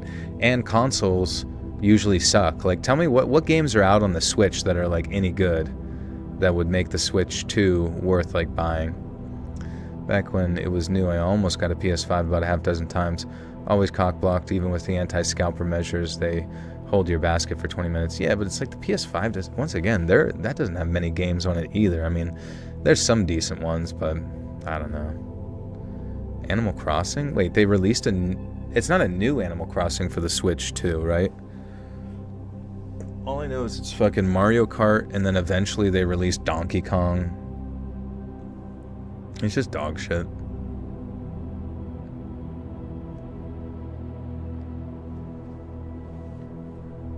Pokapia. Pokapia can make scary brain rot stories for April Fools. Mintazori Hupatadori. PS5 is surprisingly more on it than I thought. I assumed the same, but not much library. I was wrong. Oh, okay. I play Arc Raiders on your Switch too. No, you fucking don't. You lying silly goose.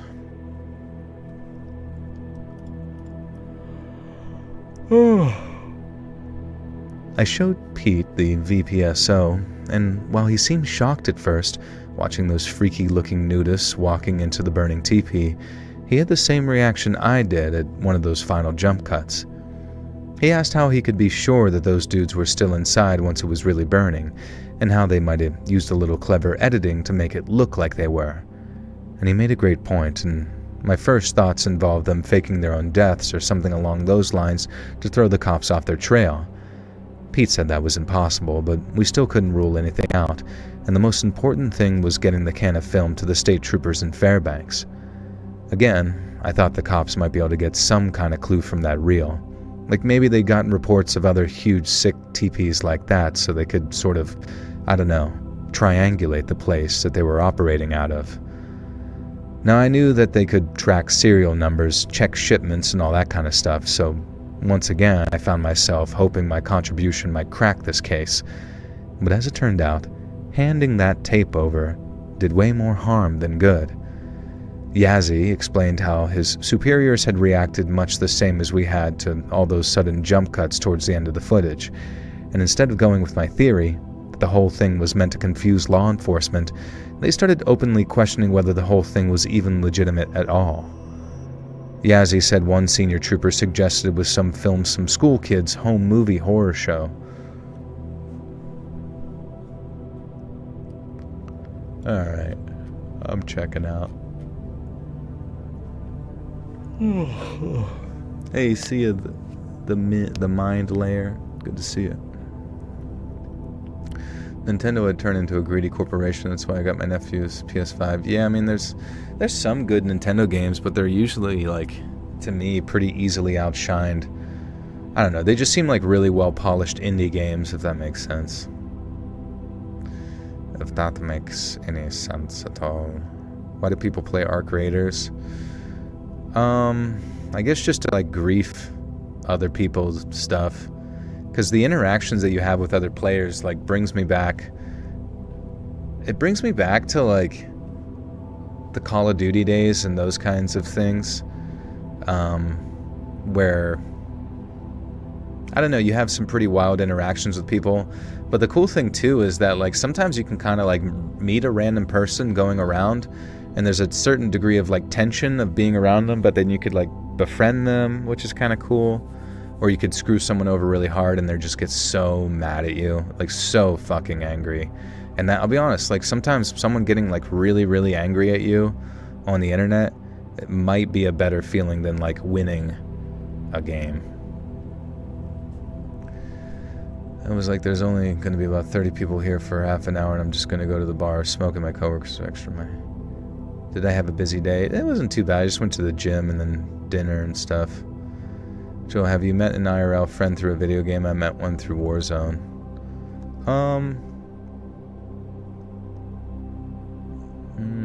I don't think through I mean, I've met some friends through video games that I'm still friends with and talk online with, but I don't think any that I've like outright gone and met or anything like that.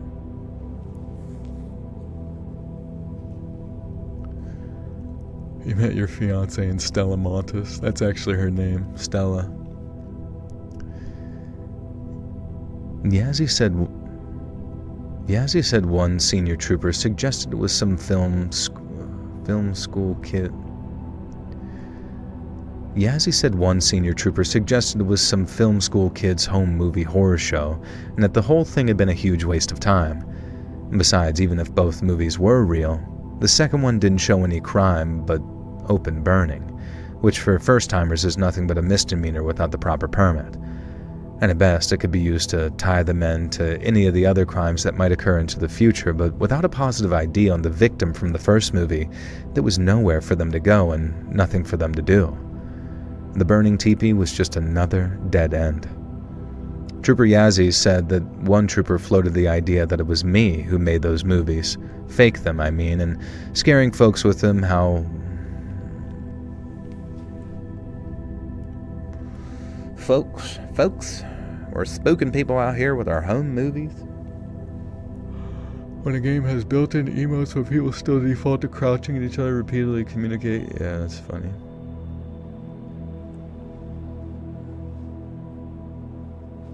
Sounds like a Nancy Drew novel. The Burning Teepee.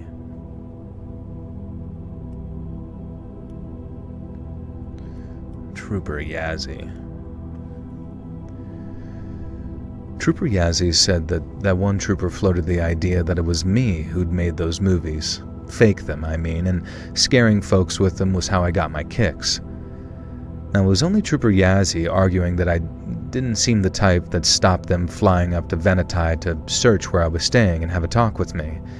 And while I appreciate him fighting my corner in that respect, I was mad as hell at them for making out that I was just some prankster and not someone just honestly trying to help out. Now, once again, there was no real inventory at the thrift store that I purchased the reel from, as once again it came in a set of around 24 old movie reels. The state troopers didn't even pay the place a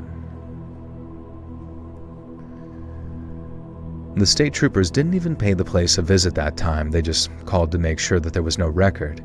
Meaning, for all intent and purpose, the tape could have been my own creation, and I was just lying about where it had come from. Yazzie was just as frustrated. Oh my god, I'm like checked the fuck out on this story. I feel like it should have ended after the fucking first. I mean, granted, I guess if something else happened, you gotta call it in, but whatever. I feel like it's just like the story repeating itself. How am I doing, AXG? What's up, bro? Good to see you. Never had an IRL encounter with any of my online friends. Sad days. You should try it, dude. Get the group chat together. I'm a wigwam. I'm a TP. I'm a wigwam. I'm a TP. I'm 2 tenths. Hell yeah. I play through Final Fantasy Tactics every couple of years, and now they did a remaster. I get to get around it. Last one I did was custom ROM hack. With Final Fantasy Tactics, they have like custom-made levels and stuff. That's why I kind of like dislike how we have these what are they called, roguelite style games where everything's randomly generated and all that kind of stuff. Like, sure, you get like different variations of things, but I kind of miss like curated, created levels by the developers, you know, taking you through a campaign of sorts that's actually interesting. I'm pretty like checked out when it comes to fucking roguelites and roguelikes and rogueshmikes and borbididorps. Yazzie was just as frustrated as I was, but he wasn't surprised.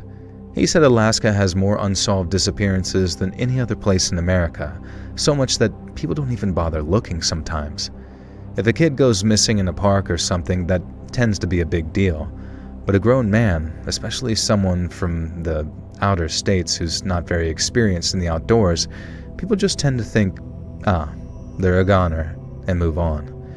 It's a harsh way to look at things, I guess, but just like Yazzie said, people have found way too many skeletons surrounded by bear scat to have some... It's a harsh way to look at things, I guess, but just like Yazzie said, people have found way too many skeletons surrounded by bear scat to have hope someone might still be out there, especially after they've been missing for more than a few days. He said the best we could hope for is that some more of those reels showed up and that they'd showed victims, perps, and locations in more detail, and that's even assuming that there were other victims and that wasn't just the end of the trail right there. I ended up going on another ordering spree, sourcing unlabeled reels and boxes of junk from all over Alaska and the Pacific Northwest, and one time I was awake a whole 24 hours burning through unlabeled cans of film, stuck in that limbo of hoping that I'd get lucky, while praying that there weren't any more of those horrifying home movies out there. And then before long, I realized what it was doing to me. My little quest for justice had turned into some blind obsession, and my work at the movie theater was starting to suffer as a result. Now, I'd think about those masked and naked maniacs all goddamn day, and then when I go to bed at night, I dream about them too. I started to lose sleep, and I stopped eating, actually, and... The reels became an obsession, and just about everyone around me could see it too. Pete and the support officer recognized it first, I guess, and told me that maybe, just maybe, my time in Venetai had come to an end and it was time to move on. And I guess he was right.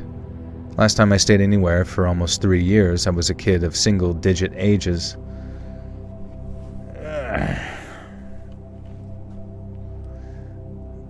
What poll should we deliver tonight? That's a good question. What poll do you guys want to do?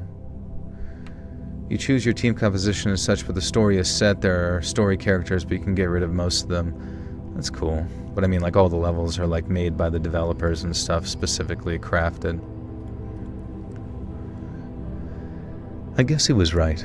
Last time I stayed anywhere for almost 3 years, I was a kid of single-digit ages being raised by a foster family. And maybe that was it. I come to the end of my time, and that obsession of mine was just a way of my conscience kind of rebelling against putting down roots. I moved on down to Anchorage, and then with the skills that I picked up in Venetai, I ended up working as a projectionist at a much more professional operation. But there's not a day that goes by where I don't think about those unlabeled film cans and I don't think I'll ever be able to forget the horrors they contained.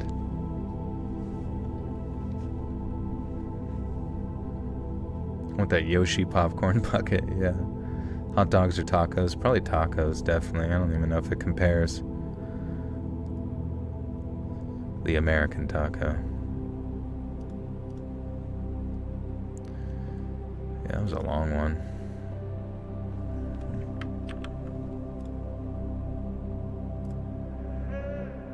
Okiyasa Nijimura with the 5 says, Joel, how do you not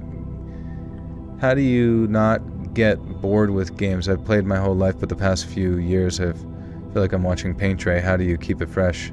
Bro, I'm bored of games all the time. Like, my one friend genuinely gets upset with me the fact that I'm like not, like, when I play eugenics, he's like, wait, you only played like 3 runs through it? Or like you only, you didn't beat whatever the fuck? And it's like, no, dude. Like, just like you said, I mean, I've been playing games since I was fucking young, and like, no games are different anymore. There's like nothing really that exciting or new or different at all. And he says I'm like a sampler, but I would much rather be a sampler who's like has hope that maybe a game would be good, that I can like, trudge through and actually enjoy or whatever. That, I don't know, sometimes he plays shit and he's just like, everything's amazing. It's amazing. It's fantastic. It's awesome. And it's like, bro, how can everything in your life always be amazing and fantastic to you? Isn't it ever like remotely repetitive or boring, But yeah, I'm right there with you, honestly. And that's the thing, is like, I played like Slay the Spire 2 because everyone jerks their fucking wiener to that shit. And I can only make it through like one playthrough and die, and I'm like, well, this is fucking stupid. I feel like I'm playing like a Flash game. Like, did they not think to like, with the success of the previous one and the build up to this one, not like push really hard into some like upgrade of art style? I don't know, it just seems strange. Some people are easily entertained. He's joy maxing. I mean, that's totally fair.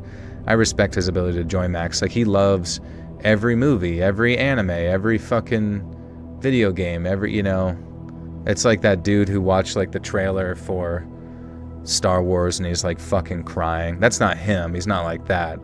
But it's just like, I wish I felt even a modicum of like joy towards like entertainment, to just be like stoked for it. Felice, or Fez, or what you wanted me to call you, Fez, right? Thank you for the 5. Says, Joe, I'm 48. My favorite games are Life is Strange series and other queer emotional things. Thanks, Gen Z. You should voice a game character. I wish I could, man. It would be nice. I am a curmudgeon. I'm a cum dungeon. Oh, aren't you just a little cum dungeon? Had a dream about you, a group playing a game and having a bidding system. I won $2 million but woke up disappointed. Had a dream you had a group playing a game and have a bidding system. How does the game work? Maybe you could make it. You're so right. I hate everything nowadays. I mean, it's just like there's nothing different. And like, it's like there's no more geniuses. I mean, you can find genius, I think, in video games. But like most like indie video games have the same stupid fucking story where it's always like, this game's about depression, and this game's about my social anxiety, and this game's about having depression and anxiety, or some stupid shit. And you're just like, oh my god, I'm gonna fucking kill myself.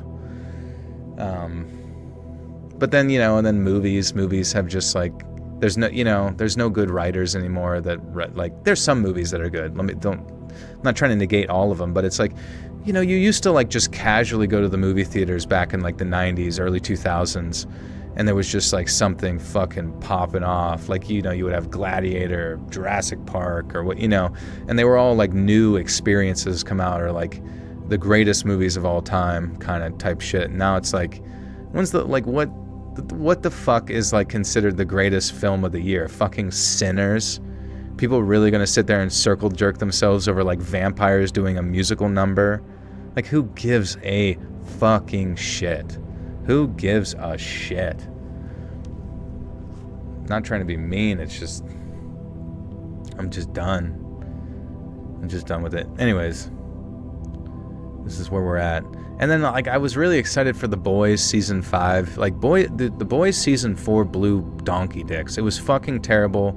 It was woke trash that just, like, and by that I just mean, like, it's just fucking people who only exist on Twitter, who only have, like, one perspective on the world and never go outside or have any other lived experiences. They try to force their fucking weird progressive politics down your throat while, like, not being able to see their own side is, like, also as just as genuinely fucking annoying. And so you don't really get, like, a balanced perspective. But at the same time, I find both of the perspectives stupid as shit anyways, so, like, it's never going to be anything of, like, high value that's going to last into the future, right? So then now you have season 5, and the trailer for that just, like, is the same shit. Like, season 5 for The Boys literally looks just like season 4, but just again. That's all it is. It's like, oh, some silly little, like, quirky time joke, some stupid thing where they make fun of, like, a fake Alex Jones type or whatever, and then gratuitous violence, because the only thing millennial writers know how to do is, like, put a middle finger up and fuck you, and oh no, the middle finger's got cut off. Ah! Like, it's just like they're fucking retarded. They're dumb as shit. Like, actually dumb people who, like, need to fucking leave LA to, like, actually know that there's other people on Earth that exist besides everyone in your little coke addicted writing group. It's just so embarrassing. Lord of the Rings was good in theaters. Yeah, I mean, that's you're not gonna get another Lord of the Rings. It's never happening. Tell us how you really feel. You get sick of it. It's just like these people, like, can you imagine being the guy who writes The Boys, and then you just, like, are into this interpretation that the only thing that like somehow what you've made is, like, a scathing criticism of the current climate of the culture, and it's just like, what a delusion. What an absolutely astounding delusion. I don't know. I would honestly, if all of season 5 was just Homelander shooting lasers into a crowd and cutting them in half over and over again, over top of the entirety of Earth, and it was just Homelander Armageddon, I'd be fine with that. And then the rest of the time, it's like the crew trying to figure out how they can stop him. But then they just supercut all of the scenes where it's just Homelander together and him killing people. That would, honestly, that would be probably the best direction they could take things. Justin Ballas, welcome back for 14 months. I like the part where the boys start boying everywhere, and it was so boy-tastic. Yeah, what's this writer's obsession with little boys? Yeah. Anyways. Ariana Grande. Aria, it's morbing time. Who are these people? Don't you ever just get, like, fucking sick and tired of somehow, like, Hollywood culture is, like, the centralized focal point of all of American culture, and sometimes that permeates out to the remainder of, like, the civilized world in some way, and, like, you always have to, like, take what they say seriously, always have to sit there and pay attention to it, always have it shoved down your fucking throat time and time again. Like, do they not realize that they're just a big joke? Everything is a fucking joke now. I'm clocking out over here, so I'm gonna get to sleep, but thanks for the stream. I'll listen to the rest of it when you post it. Have a good night. Thank you, Stylish. Good to see you. You missed Michael Scott. Michael Scott was a good man. Those kinds of characters were great, you know what I mean? Like, the idiots, you need more characters like that who are just kind of like, they pretend to be idiots, but then they can, like, create criticisms of things or be silly. Wait, who's posting a penis in the chat? That's pretty funny. I don't see it in the one thing, but I look over here and I see a big old wiener. Michael Cera was pretty great, yeah. Lord of the Rings will forever be goated no matter what. Yeah, I mean, what can you do? And then they just, like, actively just made, like, some, like, the dumbest fucking... I mean, the whole point of Lord of the Rings and the way it was written was, like, the orcs were the epitome of just evil. There was no humanity to it. There was no reasoning with it. It was just like... It was more like a hurricane, right? Of just pure destruction coming towards you. And that's, like, what Sauron was supposed to represent in some fashion. But, like, The fact that they're like, we're orcs and we're just lost migrants and we have families and feelings, and it's just like, shut the fuck up.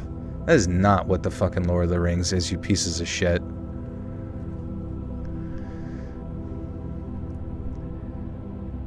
I grew up in western Georgia, and for as long as I can remember, I always wanted to be a pilot. I thought about the Air Force for a while, mostly for the speed, but the high discipline environment wouldn't have done me any good. But then once I had about 1,500 hours under my belt, I heard about some pretty lucrative opportunities up north.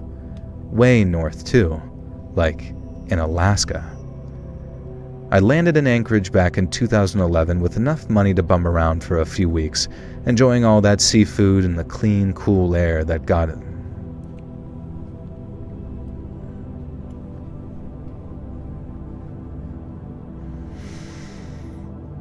Where is Bigfoot? Nobody ever asks, how is Bigfoot? I hope he's doing alright. Out there with his big old feet. I landed in Anchorage back in 2011 with enough money to bum around for a few weeks, enjoying all that seafood and the clean, cool air they got up there. And then while I was at it, I went around knocking on the doors of a few air taxi outfits and asked if they needed any pilots. Now, I figured positions up there would be majorly competitive given the perks of the job, but I found Peaky Blinders, the only show that's kept my attention lately. Yeah, that one seemed pretty sick. I've never fully watched like The Sopranos. I've just seen like clips of The Sopranos, and I very much want to watch it. I haven't watched Shameless either. That does sound like, I mean, I don't know. There were so many shows like that where they were just like solid shows. Like, dude, you know how like Breaking Bad is like one of the highest rated shows, and I think like Attack on Titan is like one of the highest rated ones since then, but that's just because like Japanese culture writing hasn't quite usurped or like hasn't been infected by like a bunch of like morons. But you know, by this fucking point, you know, however long it's been since Breaking Bad has been written, there should have been like, I'm not kidding when I say there used to be like 3 Breaking Bads a year that was on television. Like everyone was just like waiting for like the next Breaking Bad. It happened so consistently. And I don't know exactly what like the logistical system that was set up to completely rob Hollywood of any talent or any intelligence or any like freedom of expression. I mean, obviously it happened at some point, but it's like it's so fucking rare to come across something that's not just gonna make you roll your eyes. Have you watched Weeds? Old but good. I heard Weeds was good, yeah. Dragon Ball Z when? Live action show. Mad Men. If anybody remembers Ronin Warriors, they have a new sequel 38 years later. It's going to be interesting. I remember I did see Ronin Warriors, I think. I do recall that being good. Is that from the same people that produced Hobo with a Shotgun? UK Shameless is Superior? I didn't even know they had one. I watched, you know, the Jurassic Park Rebirth, Jurassic World Rebirth or whatever earlier. I was kind of like half watching it, and it was pretty forgettable. I don't know, I just, like, there was a lot of CGI, which is understandable, but it was weird. It was weird in the way that, like, there was something about Jurassic Park where you were really locked in, you know, on the storyline of it. Like it took itself very seriously, I guess, to an extent. And I don't know, I kind of feel like in some strange way, this just felt like such a throwaway Jurassic Park. Like maybe they spent all their money on Scarlett Johansson, but like everybody else in the movie was just like wildly forgettable. And I kind of just wanted to see a montage of people getting ripped in half by dinos. Oh yeah, and it was yeah, all I saw everywhere was like Dr. Pepper. So much CGI because real dinosaurs tried to start a union. Yeah, which is bullshit. And also it's like, why is CGI getting worse? I remember there was like a period of time, I'm not joking when I say this, like I think it was around the time like Harry Potter. I used to like actively look forward to how good new CGI is going to be in movies.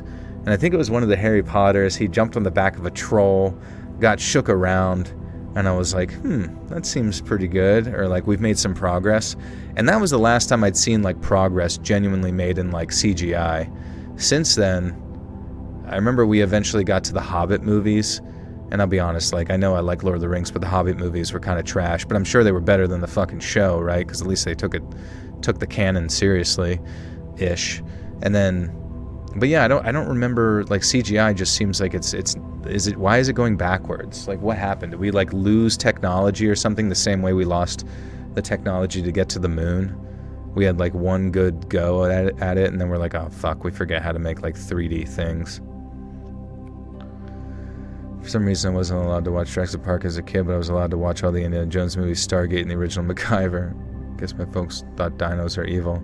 Yeah, I don't know. I remember, like, for a long time thinking that Jurassic Park was rated R as a kid, only to come to find out that I think it was PG-13 or PG or something. The Hollywood brainworms.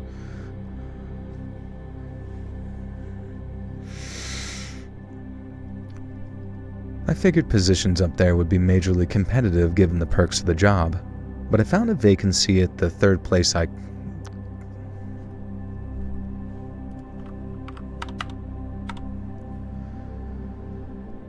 figured positions up there would be majorly competitive given the perks of the job, but I found a vacancy at the third place I called an operation out of Talkeetna.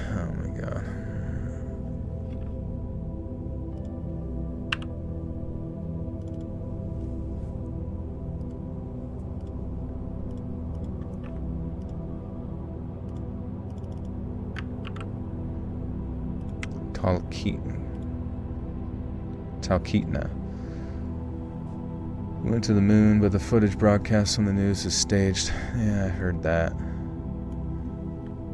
Like all the radiation destroyed it or whatever.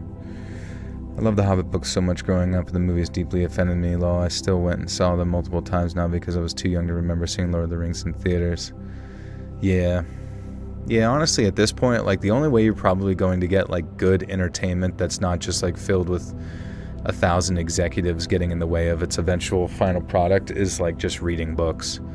Like, you just need to find someone that you like as an author and just, like, read their books and imagine it in your head. And then that's just all you're going to get forever now. Quantity over quality with CGI, so it's much more rushed now that they use practical effects. Right. JP book was NC-17. What's JP? Oh, Jurassic Park. Oh, was it really? Really? The Jurassic Park book was like that violent? Do I like Pokemon? I love Pokemon, yeah. For the most part. The newer ones have been dog shit, but I like the idea of Pokemon a lot.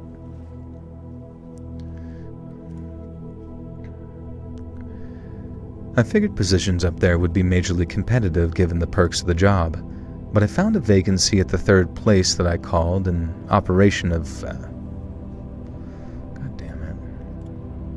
Talkeetna. I figured positions up there would be majorly competitive given the perks of the job, but I found a vacancy at the third place I called, an operation out of Talkeetna, hauling hunters, fishermen, and mail to remote airstrips. I'd be flying some beat-up old Cessna 180.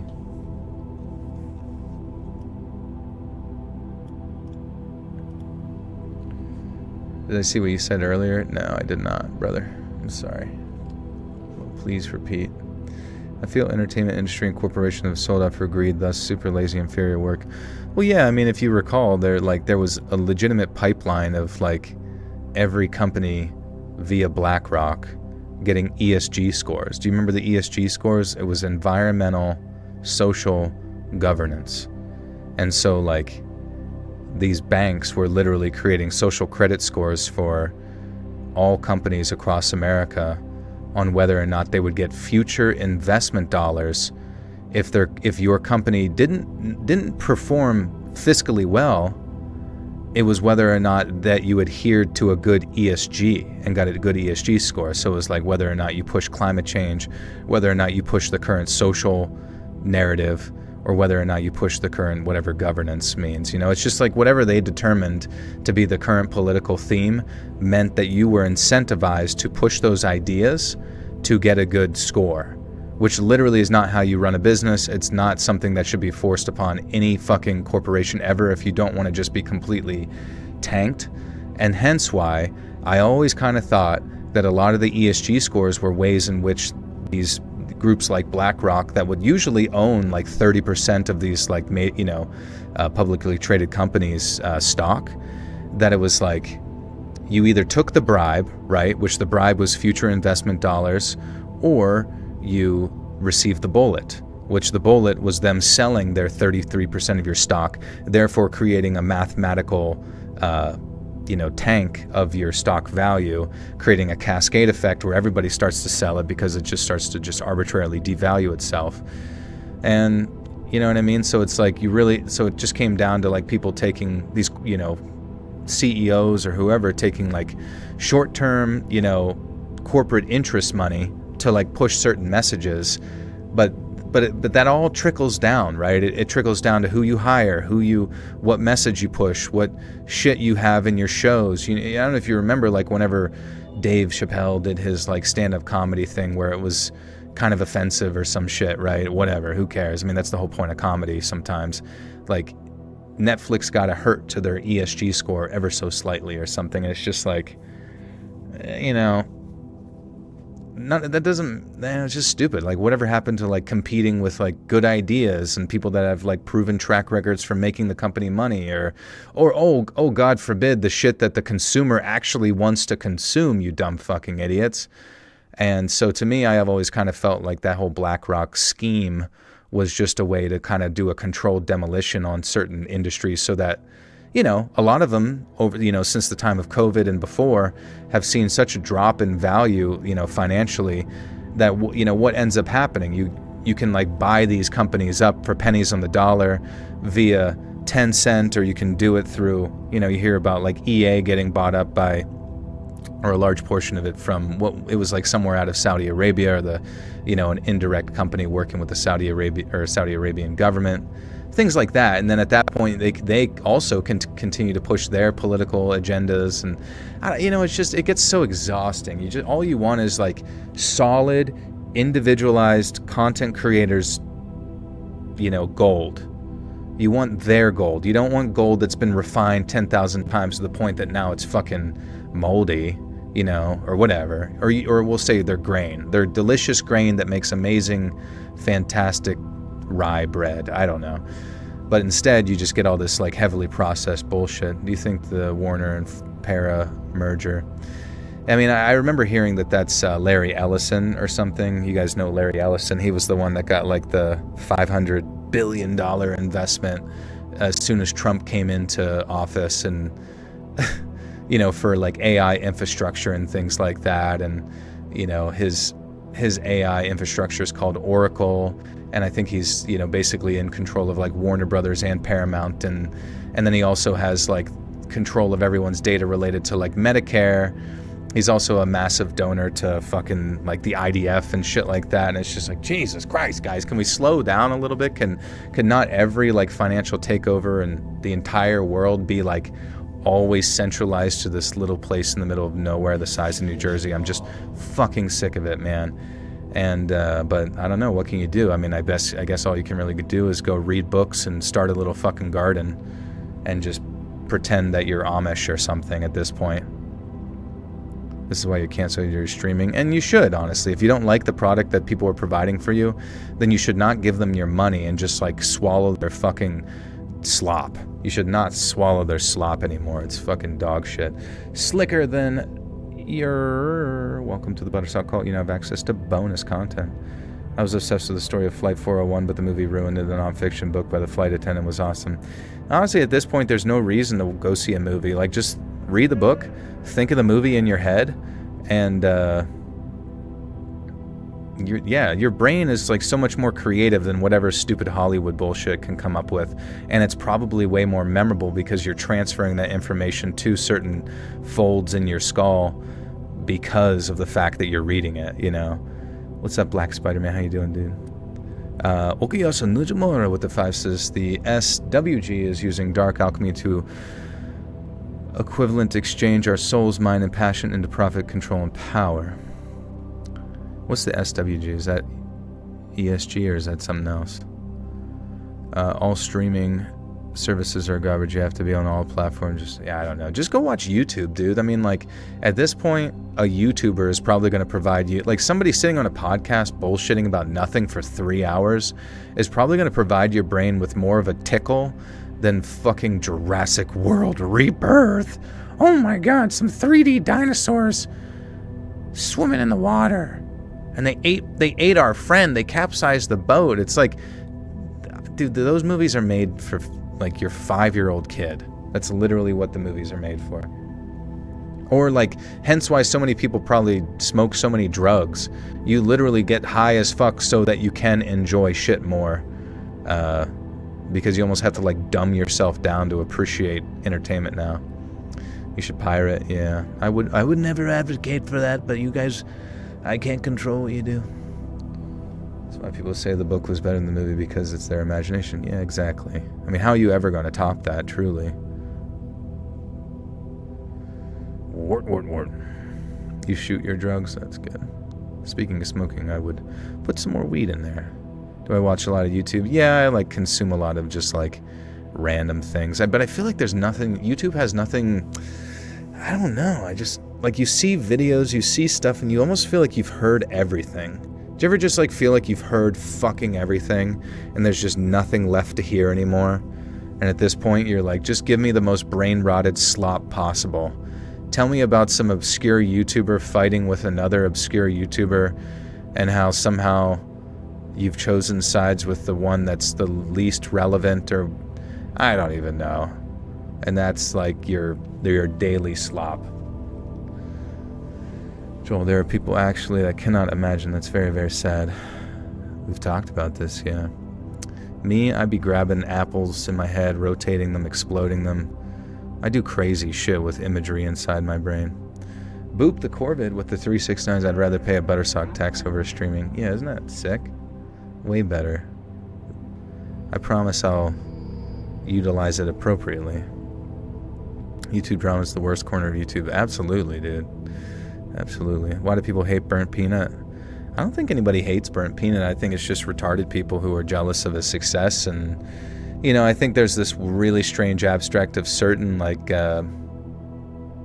certain people that are terminally online on the internet who, like, when they find out that someone of a certain degree of success is not their, like, exact preferred political allegiance for some reason, even though it's usually just, like, completely pointless. Who's Burnt Peanut? He's just like a VTuber who plays a lot of, well, initially played Tarkov, got big on there, and then he got really big on Arc Raiders. And he's funny, man. He's a funny fucking guy. He's, like, really quick-witted. He's really entertaining. He has, like, infinite fucking energy. And so to be, like, angry at him, I just assume that the person has to be drooling from the mouth, because what else is, what are you angry about? He didn't say the thing that I like, that I like. Hey, he didn't say the thing that I like all the time. That's kind of not, that's probably racist, is it not? What YouTubers do I watch? I just watch, like, Pickle. Pickle's like they play with, like, blocks. It's kind of like Miss Rachel, but, like, way more based. I thought Burnt Peanut was Tim Dillon for, like, 3 months. That'd be funny. Good morning from Sweden. How's life? Life is good, man. I cannot complain. I could probably have a better sleep schedule, but it is what it is. My banana tasted like booze. Did you ferment it? Is his fan base retarded? I've seen people make fun of his fan base a lot. I mean, I don't know. I don't really, like, have a perception of what Burnt Peanut's fan base really is. I mean, it's really just him up there. They'd give him money, you know what I mean? Just like all the other, like, really big streamers kind of have, like, a hive mind, right? It's just like a hive mind. Like, but, like, he's never told them to believe anything. He's never told them to go brigade anybody. He's never, like, commanded his army to do anything other than just, like, enjoy him for 8 hours of, like, silly streaming with him and Gingy and Slurzy, and then they just have a good time. And there's nothing really to it. And I can't, you know what I mean? His audience in my head, metaphysically, could literally be anybody who works at McDonald's or Walmart to, like, a CEO of a multi-trillion-dollar banking firm, or you know what I mean? Like, Larry Fink might be his biggest fan, probably. I don't know. There's really nothing to really say, honestly. What mystery horror topic do you want to cover more on your channel? Mysteries. Bunch of mysteries. I don't know. I remember like stuff like old declassified CIA projects and things like that have always been kind of funny. Like, I wish I could cover like more conspiracies or something on the channel that like actually dug into it very deeply to like, but also had a certain, well, that's, I guess like the Y-Files. Like, I've always loved the Y-Files, and I think he does a great job of like digging into things, making it fun, making it feel like you're watching like a Bill Nye episode, but it's like for adults, if that makes sense, and while also being interesting. Is mouthwash bad for you? If it has like alcohol based, it can have like a lot of irritants in your mouth that can cause, you know what I mean? Like, when you have a lot of irritation and breakdown in a certain area, it can eventually create cancers and things like that. What time is it where I'm at? Is 2:08 a.m. But, like, do you ever look into like Jeff Bezos' dad? That shit's interesting. To like come to the conclusion that like all of these like major billionaires aren't really individually successful folk, but have like abstract ties or parents that are in intelligence agencies and basically exist solely as mainly like chosen people, or like people who get selected to be representatives for like a group's project or whatever, whether it's just something that it's usually something that comes out of like DARPA, right? Things of that nature. I've talked about before. Hey, let's read. Having a fun Doom tonight? Oh yeah, we're always doom scrolling here. Fishing in your backyard. You making a pond? Me? I wish, dude. That sounds amazing. That'd actually be like an ideal life, to have just a fishing pond in your backyard. What's my favorite cologne? I guess like whatever.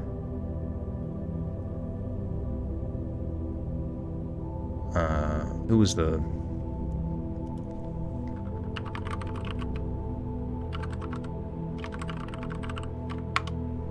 Whatever Winston Churchill wore, that's what I wear every day. I think being a billionaire would be way too stressful. Maybe, who knows, unless it just like all manages itself and you just turn your brain off to it. Stacy, welcome to the Butterstock Cult. You now have access to bonus content. Thank you, Stacy. Which is linked as the pinned comment up there. Your favorite clone is Michael Keaton. Okay. I'd be flying some beat-up old Cessna 180 at first, but I could work my way up to bigger and bigger loads. And then as long as I didn't spook the passengers or bend any metal, I was told that there'd always be work for me up in the land of the midnight sun, as they say. And the best thing about my job, by a country mile, was the freedom you got up there. You're basically an independent contractor, so not quite your own boss, but close enough to get all the benefits. And then cruising over all those jagged peaks and glaciers, all God's own artwork, it makes every single flight feel like a brand new adventure. On a clear day, you can spot moose from 500 feet up, with all those puffy white clouds off in the distance looking like floating mountain ranges for miles either side of you. You feel like a real maverick too sometimes, landing on gravel bars or frozen lakes that'd make most spit-shined airline pilots piss their pants. But then there are the downsides, the primary one being the weather. I've never flown anywhere that can turn from a bluebird to a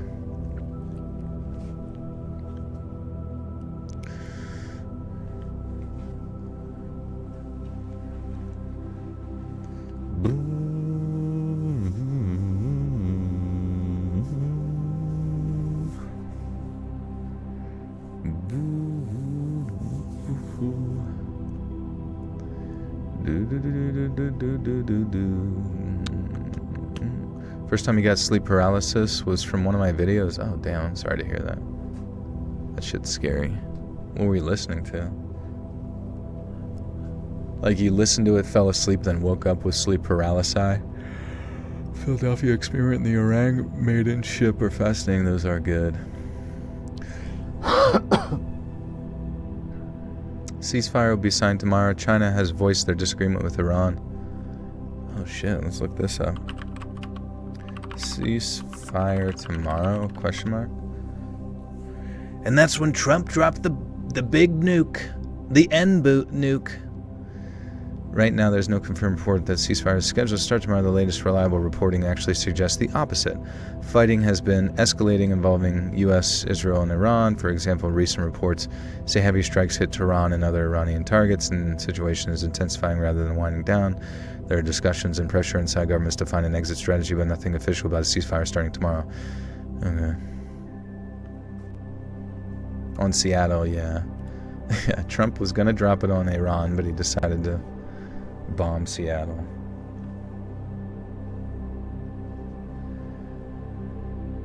I've never flown anywhere that can turn from a bluebird to a whiteout in a matter of mere minutes. 1 second, it's chilly, but otherwise a manageable flight. And then the next thing, you're dodging ice like it's taken a deep and personal disliking to you.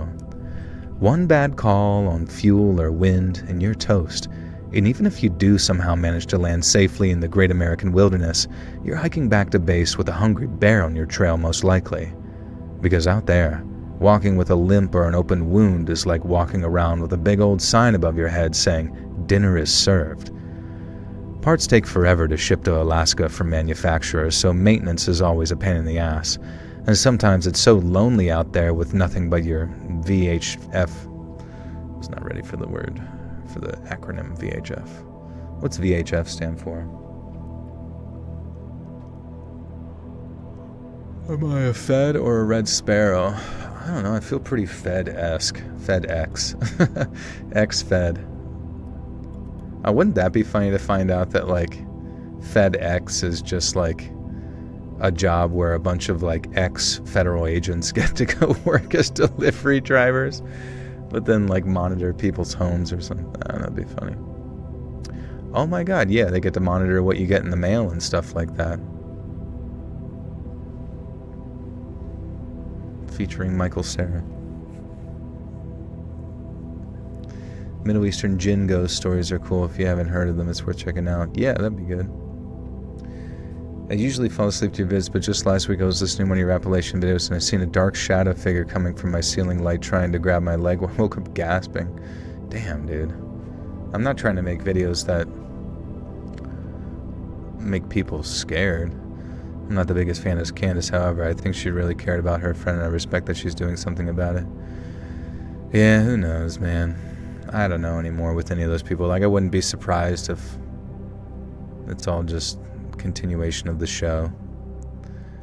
I got your amygdala geeking as usual. I was literally just watching your videos on Mort's channel for Airbnb horror stories. That's crazy. I've always used your videos to sleep too. Old Mort, man. Let's check out Mort for Airbnb. Does Mort? Oh shit! What is this? Iran is trying to strike California. That's a little scary. Mort. I mean, really, at the end of the day, it's like we got baited into this stupid conflict with Iran via Israel, and now we're just like waiting for rebuttal strikes, which I don't know.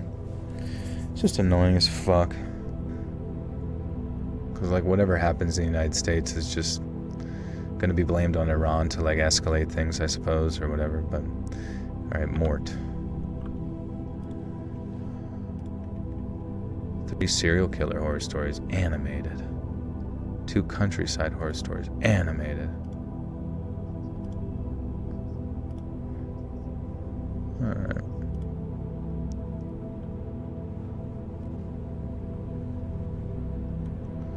I don't know, it's just not fair. Like, where was any support for this conflict literally at all? Like, you know, everybody's just chilling, having a good time, and all of a sudden they're like, let's bomb Iran. We're bored, let's bomb Iran. I live near the power plant in California. We're not even having the fun before this war. I know, there's no fun at all. Have you ever purchased anything from overseas? The tariffs are nuts. I mean, I assume a lot of it comes shipped in. What specifically are you purchasing? None of these old broadcast frequencies are really alive at this point. Kind of unfortunate, but it freed up the path for better stuff. I'm back. The lights went out and power went out. Long story short, it went through the entire neighborhood. Now I'm back. Oh, interesting. Where's this at? I don't think any of the regular Iranians were having a good time under the Ayatollah. No, I totally agree, yeah. It's just like weird that there's like this idea that we need to escalate conflict with potentially China and Russia and various, really anything that could potentially hurt American infrastructure and lives, just because the people somewhere else are not having a good time. Like, it's not the responsibility of America to go save other people from some sort of dictatorship of sorts. But I don't know. The Fujifilm Instax film costs so much. Fuck. How much of AI do you think is going to take over? Well, at least initially, I mean, like a lot of the digital stuff, like, obviously will be that, but, I mean, when it comes to, like, automation things, like, we're definitely getting there, but I do really feel like blue-collar stuff is still going to reign supreme for, like, human things. And I think within the art realm, too, like, human art and human voices and human people is just, I think they'll be surprised that people just, like, won't be that interested in, like, AI crap within the art realm as much as you would imagine. Ogie doesn't need you more with the 10 says, yo, Joel, my birthday is the 31st. Anyway, you could do some super duper bone chilling, teeth chattering, hair tearing, eye bugging night shakes, and terror scary stories. I could see what happens. We definitely could for old birthday boy. When's the 31st? That's Tuesday. So it might not fall on a stream day, but we can celebrate your birthday early. And Terry CY, welcome to the Buttersuck Cult. And Tralala Sparky, welcome to the Buttersuck Cult. You guys now have access to bonus content linked above. Yours is the first video that comes up if you type Mort for Airbnb. You narrowed the entire vid. I came to your channel to hear another vid and seen you were on. This coolest thing ever. Thank you. Yeah, we're just recording stories from tomorrow. It's freaking sweet. YouTube has now made it now that if you have a channel like yours and use AI to read it, it can't get monetized. Good. Fuck them, dude. That was me. That was me dropping the hammer, bro. I was talking to him. I said, listen, YouTube, you gotta cut it out. We gotta make room for old Joel. Old Joel. No more bots. I was mean to you on your birthday. No, I was not, Naterator. What did I say? Happy unbirthday? You lose a year? You're actually getting younger. What's good, Paul? Paul? Good night from Argentina. Good night, Laura. You will be safe. Parts take forever to ship to Alaska from manufacturers, so maintenance is always a pain in the ass.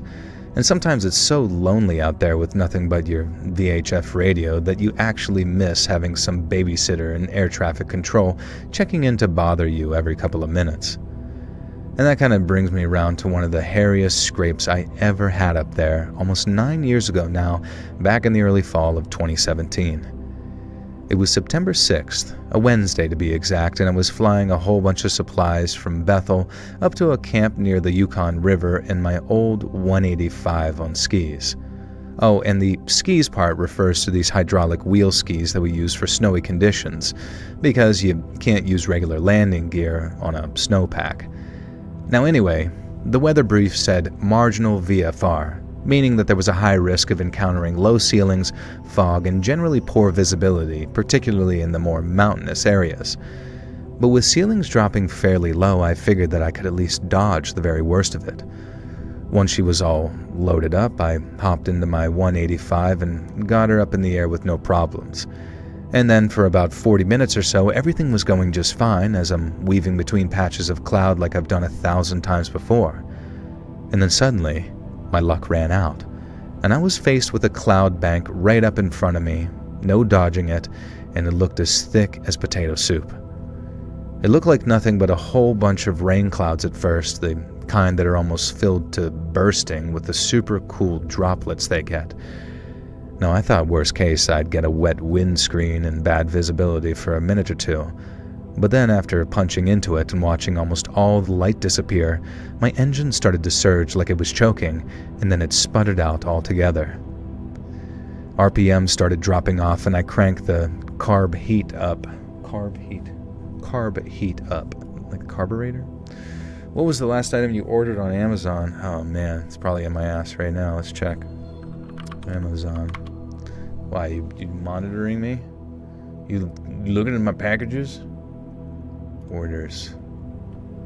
I ordered a portable wooden slant board for calf stretching, squats, calf stretcher Pilates, physical therapy equipment, adjustable incline board for knees, ankle, heel, feet, leg. Basically, it just like raises, you like sit on it, or not sit on it, but you stand on it, it raises your heels up really high, and then you can just do squats on it, like really deep squats. And supposedly you can just use that and do a shit ton of them. A cat vibrator. Link it. It might be worth it if you want to do like home workouts. I don't even know why I'm getting it. Yeah, that package is totally doxing me. Maybe it is. Who knows? Someone with some serious technical insight. They're like, oh, we got it here in the database. I think things are way more controlled than we even think, even if we know if it is all controlled. I mean, yeah, that's why I'm just like, I mean, why would you, like, the only reason I, like, sometimes look at the Iranian thing, it's like they're almost, like, trying to, like, set the precedent, like, look, we've pissed them off. Of course they have a reason to attack us. And then it's your own fucking government that attacks or knocks off the grid or something, right? You know, knocks off the power, blames it on the Iranians, you know, starts World War III, and then you have chaos in the streets because the power's out. And then they can restructure things because there's so much chaos, like 9/11 style. You know what I mean? Like, I saw some meme the other day where it was like, I feel like we got one of those days coming that we usually refer to by number. You know, and I'm like, you know, that's probably fucking true, man. It's just so annoying we can't ever just be, like, left alone. Just leave us the fuck alone, man. Whatever happened to just, I don't know, isolationism and, like, maintaining the fucking peace? This sort of, like, hyper-aggressive nature and destabilizing of every nation, it just doesn't fucking work, makes no sense. And, like, I mean, I guess we can bitch about it all we want, but it doesn't make any difference. They'll do whatever they want. What's up, Jordan? It's good to see you. Mobilizing the populace. Yeah, industrial strength Velcro, because I just moved into a new studio where all my walls are concrete.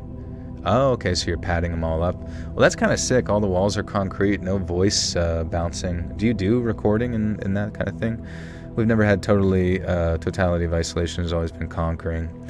I guess so, man. It just sucks to think that, like, the thing is that you can conquer, sure, and be really effective at it, sure, but at the same time, I like the way America is right now, and if for whatever reason this current conquering sets up like a hypothetical precedent that, or like a, you know, preamble to some sort of domestic terrorist action that occurs within the United States that they can therefore, the government can blame on, you know, a distant foreign power, of which we're very, very familiar with here in the United States, and then all of a sudden, you know, you're without power, or things are fucked, or the price of everything skyrockets, or the Constitution gets abridged again, you know, and just so many different things can change in such a short period of time, and it usually comes from some catalyst, some event, some bullshit. And it's like, we know for a fact that they don't want a free-thinking, free-moving population. They want you to be a fucking drone, you know, worker bee, and they want most of you fucking dead. That's just how it is. And if they don't think that, I'm disappointed in them for not thinking that, because, you know, maybe I didn't give them enough credit. Anyways, I'm not trying to black pill everyone all the time. It's always bouncing in my head. Like all civilizations of Pestro. Which character are you from the hit classic film Mean Girls? Probably Deb. Old Debbie. What's up, Eck? How you doing, dude? I think I'm Janice Ian. She sounds like a real bitch. A real bitch with a rock-hard cunt. Oh, crap. I don't even know if I can... Sorry. The Australian version of that. RPM started dropping off, and I grabbed the carb heat up to full before switching fuel tanks, but it was no good. My engine wasn't responding.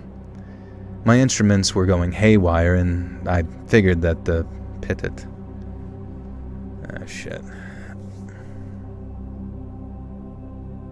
Imprisoning people without trial for years. I do recall that. I figured the pitted must have been frozen solid.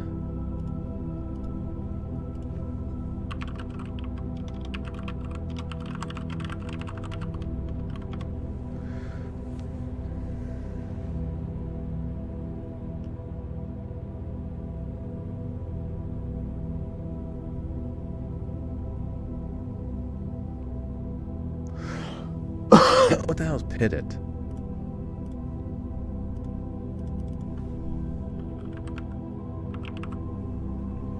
The pitted tube. Pitot. Pitot. P-I-T-O-T. Is that it? What's up, Chicken Joe Clark? How you doing, bro?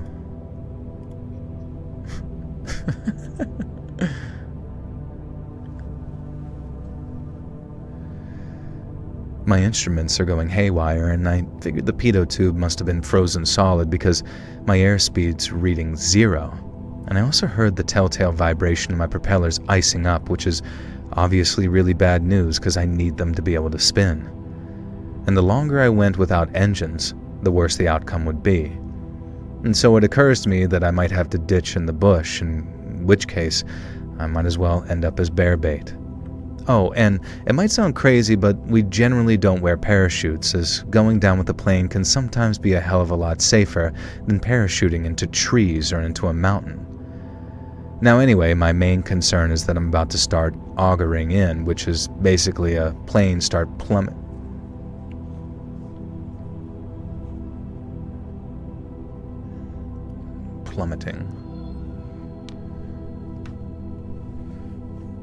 It's a very strong, mean word, Joel. I hate that word. It hurts.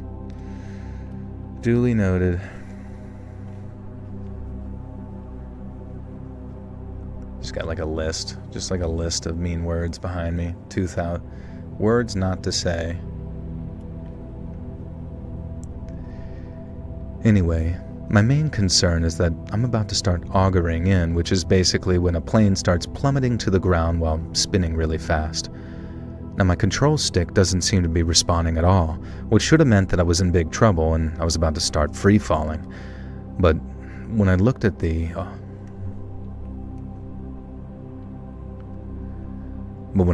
altitude, it was holding steady.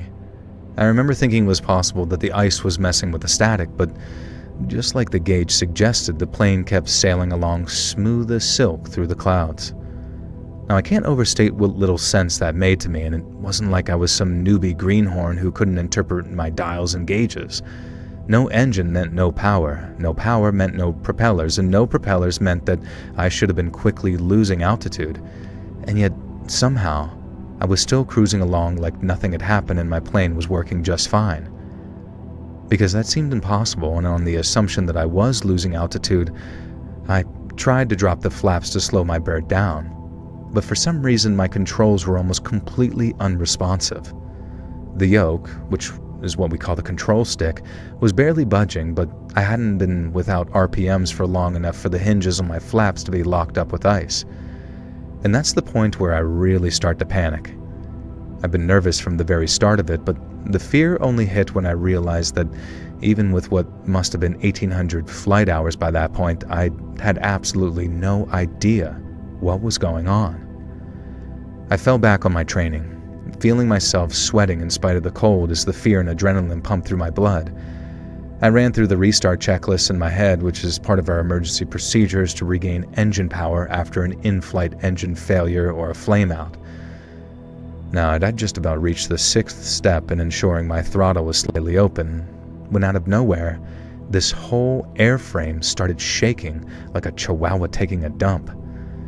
I'd never been so scared as I was then when my plane started to shake like that.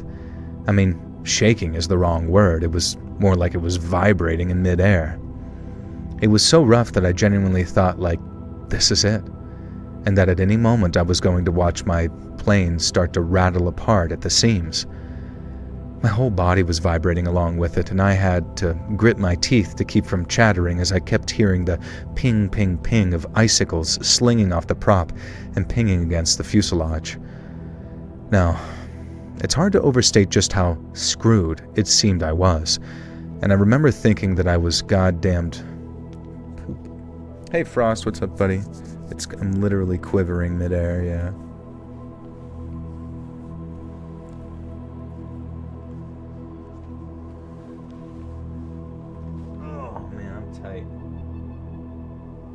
Do you know what I did today? I did that thing, where you have the rope at on the pulley system of the weight, what the fuck's that? What's that rig called where you fuck, I don't even remember. It's got all sorts of different pulley system weights on it and stuff. But you can use a rope thing, put it over your head, and then kind of pull down to do abs. Yeah, the cable pull. Thank you, chicken. What's up, Jaybird? And basically trying to do abs with that, but I feel I don't know. I don't know if it. I don't know. I don't really feel like it. You don't get a good stretch in the abs, if that makes sense. One thing that I feel you get some of the best stretch in your abs and some of the best ab workout, but I could be completely off, is the GHD machine, which is something that it's kind of 3 feet off the ground.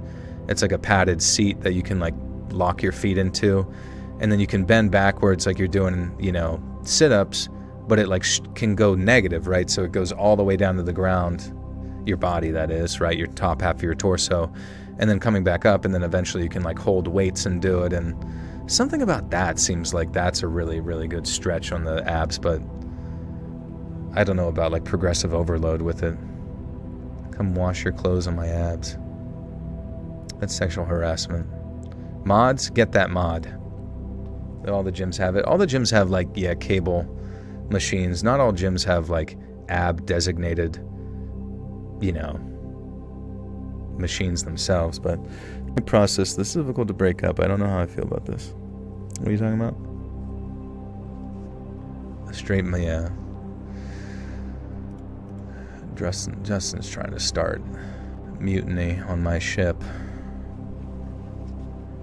Yeah, the crunch machine. The Captain Crunch machine, more like it.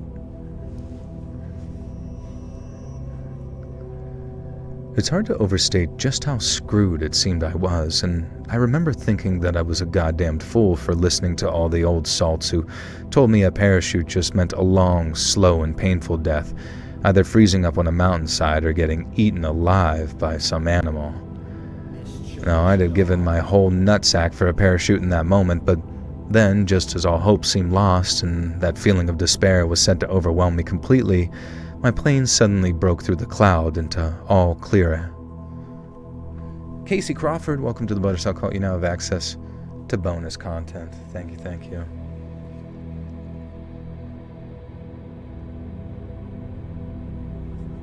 I like the ab machine, the one that you sit in and pull forward and go forward, and then you lean back and stretch your abs. Yeah, there's one we have that I've used, and it is cool, and it's plate loaded, which is kind of interesting. And I feel it definitely works, but I don't know. I almost feel it needs an even deeper stretch going backwards, right? But maybe I'm wrong. Someone's willing to give up their manhood.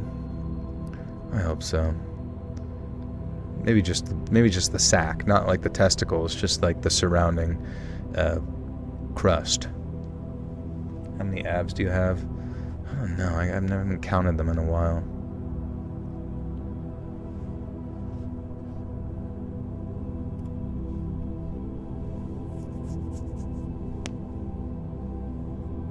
What's up, Kimberlyn? Is getting plastic bag for the nuts, removing the sack. Yeah, I mean, you honestly, plastic surgery later on. You could probably use your nutsack as a parachute. What if it was the opposite, just a sack? I mean, I guess that's technically what neutering is, right? Being neutered. You have your testes clipped. I never want to hear the word crust when referring to the skin on a ball sack ever again. Well, obviously, someone here hates pizza. I'd have given my whole damn nutsack for a parachute in that moment. But then, just as all hope seemed lost and that feeling of despair was set to overwhelm me completely, my plane suddenly broke through the cloud into all clear ahead, and my engine suddenly coughed back to life. The power surged, my controls loosened up, and then after quickly leveling off and checking all of my gauges twice, I think I just about lost my mind for a second. I remember yelling, "Atta girl, there you go baby, there she is," and then laughing my ass off as the engine began to hum all nice and loud again. It was the second greatest feeling of relief and happiness I'd ever felt, second only to the one that I felt when my now wife gave birth to to the Jersey Devil. A parachute with veins. That would be a pretty fucking funny parachute design. Just like, pretty obviously like a bat wing.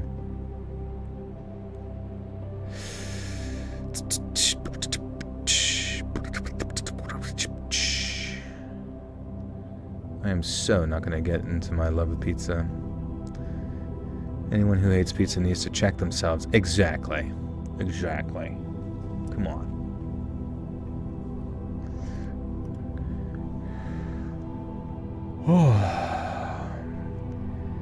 It was the second greatest feeling of relief and happiness I'd ever felt, second only to the one I felt when my now wife gave birth to a healthy baby girl.